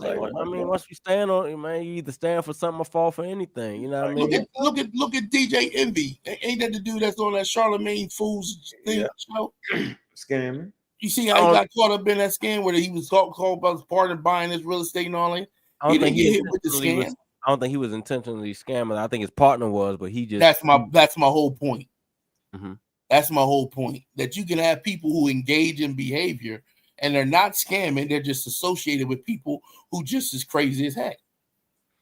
But when you know they scamming. How you know what you know, Ken? How do you know that? You know what you know, man. If you know your brain business, doesn't do that. Your brain doesn't do that. Bro, you can't control that. Listen, we do shows, right? So we know that, everybody on the pseudo killers, we not about to let nobody do a show intentionally mislead people. Just being a pseudo killers. So I mean, if we did do that, we'd intentionally be misleading people, which would, I would say scamming. You know Yeah, what but I'm saying? that's a So difference. if a person, hold on, if a person is letting people on their show and they don't believe a lick of what they say, they know they're misleading people. Yeah, this They nigga know crazy. their influence is big. Funny as To a me, mom. like you just as guilty as the motherfucker that's misleading people. Wow, yo. So you You see my screen right here. I'm looking dead at Okay, it. man. I'm, You see the two blocks to the left and the right. mm-hmm. You see the two blocks. Okay, Yeah, all right. so you see that, right? So you look. You almost certainly read the display on the left as A, B, C, Yeah. and the one on the right is 12, 13, and 14. But the middle items in both displays are identical. So let's go back to it. This B Oh yeah. and that 13 is the same. It's all about context next to you. You can't control how your brain interpreted that. Show me how you could have told that the thing to say A13C. You go back and do that. You can't. Oh, you saying we seen 1, 2, 3, 4? What you saying? So We look, you see see 12, this. 13, 14, and then we see ABC. But I see A13C now that I look at both of them and see the 13 right there. But I get what you're saying, Chill. What? He's saying the context. So when you look at the first one, We the see context is ABC. ABC is talking about the letters. Right. But when you look at the last one, the context is you see 12 and then you see 14. So in the middle, you would just see 13. So the No, you saying, context makes you shape oh, we see 13, 12, 13, 14. right. Yeah, I got But you. the 13 and the B is the exact same shape. Yeah, it's the same shape. Yeah. So the context is what matters. And so Ken is trying to say context doesn't matter. No, They I'm should not. already know what they don't know. That No, doesn't I'm make not sense trying to to. No, me. I'm not trying to say that at all, You man. can't control what you know. No, hold on. I'm not saying that at all, chill. I'm saying if a person, so if we like when we bring guest speakers on, right? Mm-hmm. If the guest speaker was to say something that we know ain't what it is, we're either going to correct them in that moment, or we ain't even gonna have them on the show if we know that they're gonna say something that we know that's gonna mislead people.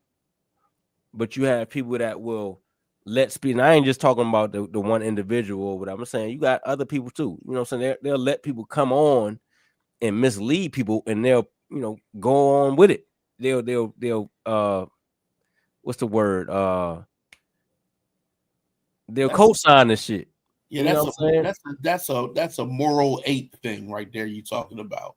Our morals are shaped by mechanisms in the brain. You can't control that. I'm just saying, man, if you Arrested, co-signing some listen, misinformation, that's some bullshit. think about this. Think about this. Children as young as 3 and 4, if their resting heart rate is low, are more likely to commit crime. Oh, What If does they that if they hot if you say they what? if their resting heart rate is lower than what they would consider to be the average? Uh-huh.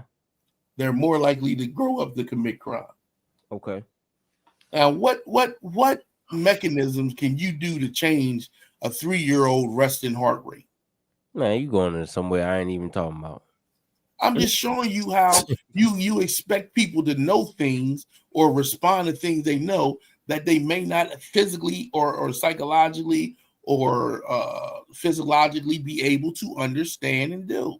Oh, It doesn't work like we can kill. So, do you feel like uh, and I ain't, you could just either answer it or you could just say, "Nah, I ain't feel like answering that."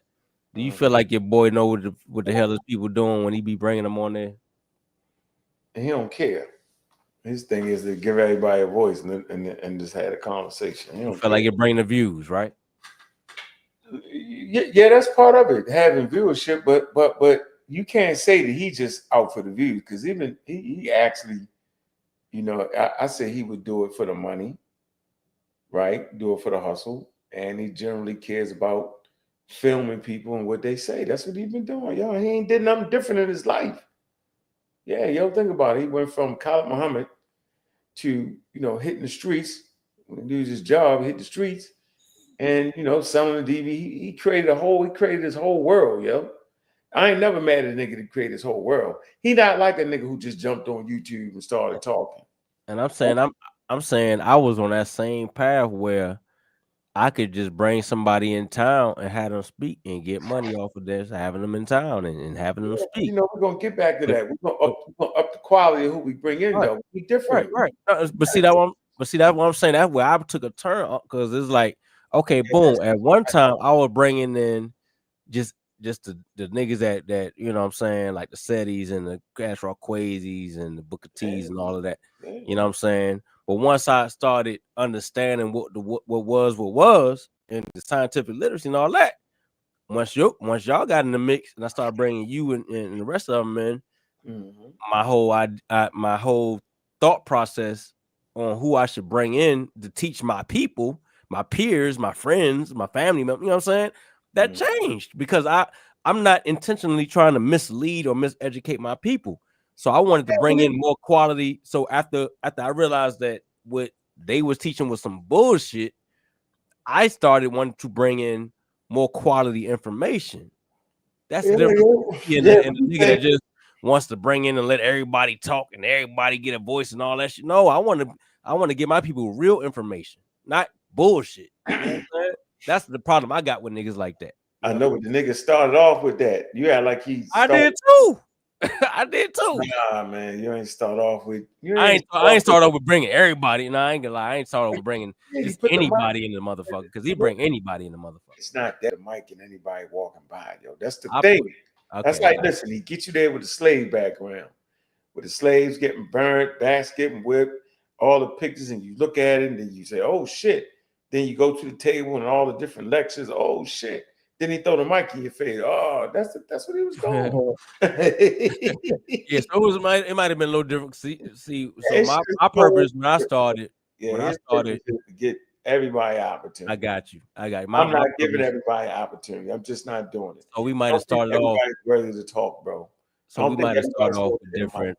We might have had different intentions when we started. When I started off, my intentions was, oh shit, this information out here about black people that my people don't know about is African shit, blah, blah, blah. Oh, my people don't know that we wouldn't taught this in schools. Let me bring this to my people. I felt like I was really bringing something to my people. Yeah, he felt like he bringing shit to his people too. So when I realized that, oh shit, this wasn't what it was, and that the science shit was what my people really needed because they didn't have the science. That's when I started bringing them the science. So what do you think? What do you think about this, yo? The nigga ABC and NBC, yo, wasn't giving me the microphone, yo. I had to self make my shit. I gave you the microphone. Come on, yo. That was after you. That's the point I'm trying to make, yo. Go ahead, I'm listening. So I'm saying I had to build my own opportunity on blog. I had to just jump out there, yo, build my own shit on Blog Talk. Right? I had to start networking. Right? I fuck with something to get on Harlem. I'm trying to be like Hubert Harrison. I'm out there speaking with them pseudos. Yeah. I'm saying. So my point is that I made a little bit of money that kept me from working a job like that, yo. You feel me? I had time to build my own business, yo. If you working 8 hours, yo, it kind of stopped you from building your own business a little bit. Right. It's extra hard. Yeah. So that gave me an opportunity. You know what I'm saying? The Blog Talk shit and the going there, and then I got the YouTube shit. And so now it was just one of those opportunities. Right? That nigga wasn't trying to let me know. I had to come in and kick the door in to get on that. Yo. He never seen the value in me till late.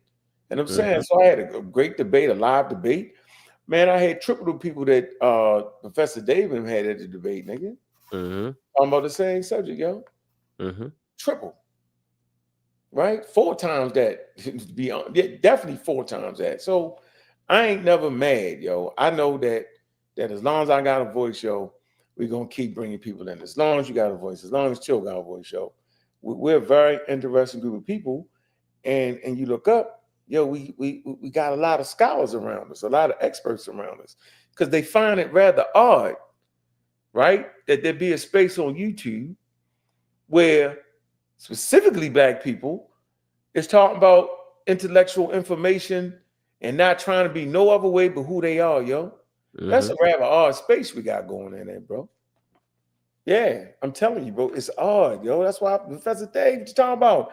I got another doctor I'm bringing on. I met him. He was like, oh my, yeah, yo, like, come on, bro. Like we're fortunate, yo. So I'm never hating on nobody, even worried about what they doing, because what we doing is always gonna be better, yo. We got a catalog of experts, right? That's just real. The more experts we run in, you're gonna get an expert. Everybody gonna have their own expert. Fucking look at Anthony, yo. Yeah, man. Like his man took a liking to him, yo. We can get a physicist on. Yo, that last lecture he did was dynamic, yo. Think about how comfortable that man is with coming on our platform, yo. All day. Yo, that's a rarity, yo. You gotta really think about that, yo. We must be doing something right. We don't got the pseudos wanting to come on, though. The later Africans. He's the pseudo.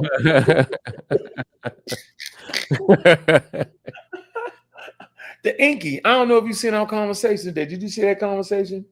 Man, you know I ain't watching no damn. Oh man, you gotta get that. Oh man, I beat him half to death, yo. You got to bring him on a Community Skeptics for me to watch a Inky. No, it was a good one, yo. I mean, he had to calm down. That made the nigga calm down, nigga, because he thought he was just gonna be able to over. I don't watch channels that I ain't welcome on. You know what I'm saying? I ain't welcome to. You know what I'm saying? You welcome, man. Like I told Saw today, yo. Any of my people in the building, yo, unblock them, yo. I need my people in here. Yeah, I go for you too, bro. Like we ain't doing that. I'm not going on there and you got half my people blocked. What we doing? That was always my problem. Like, come on, what was you know what I'm saying? Where's the joke? Yeah, you know what I mean, if it was a neutral, you know what I'm saying? Now at least y'all just gotta know how to stay in the damn movie. You keep get kicked out the movies though. You wild. I remember that's you, nigga. Shit. Hey man, everybody give everybody a voice. Why our voice got to be silent? Yeah.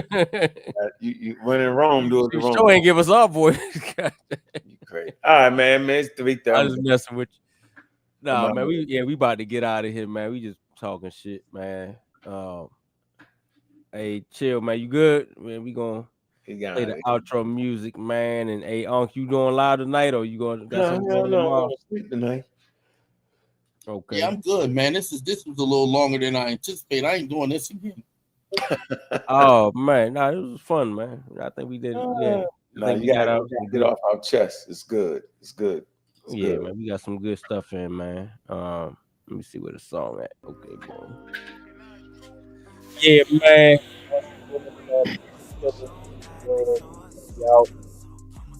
Man, I appreciate everybody for coming in and joining us. I think we got everybody shouted out, man. We gonna go ahead and ride out with that, man. Appreciate you.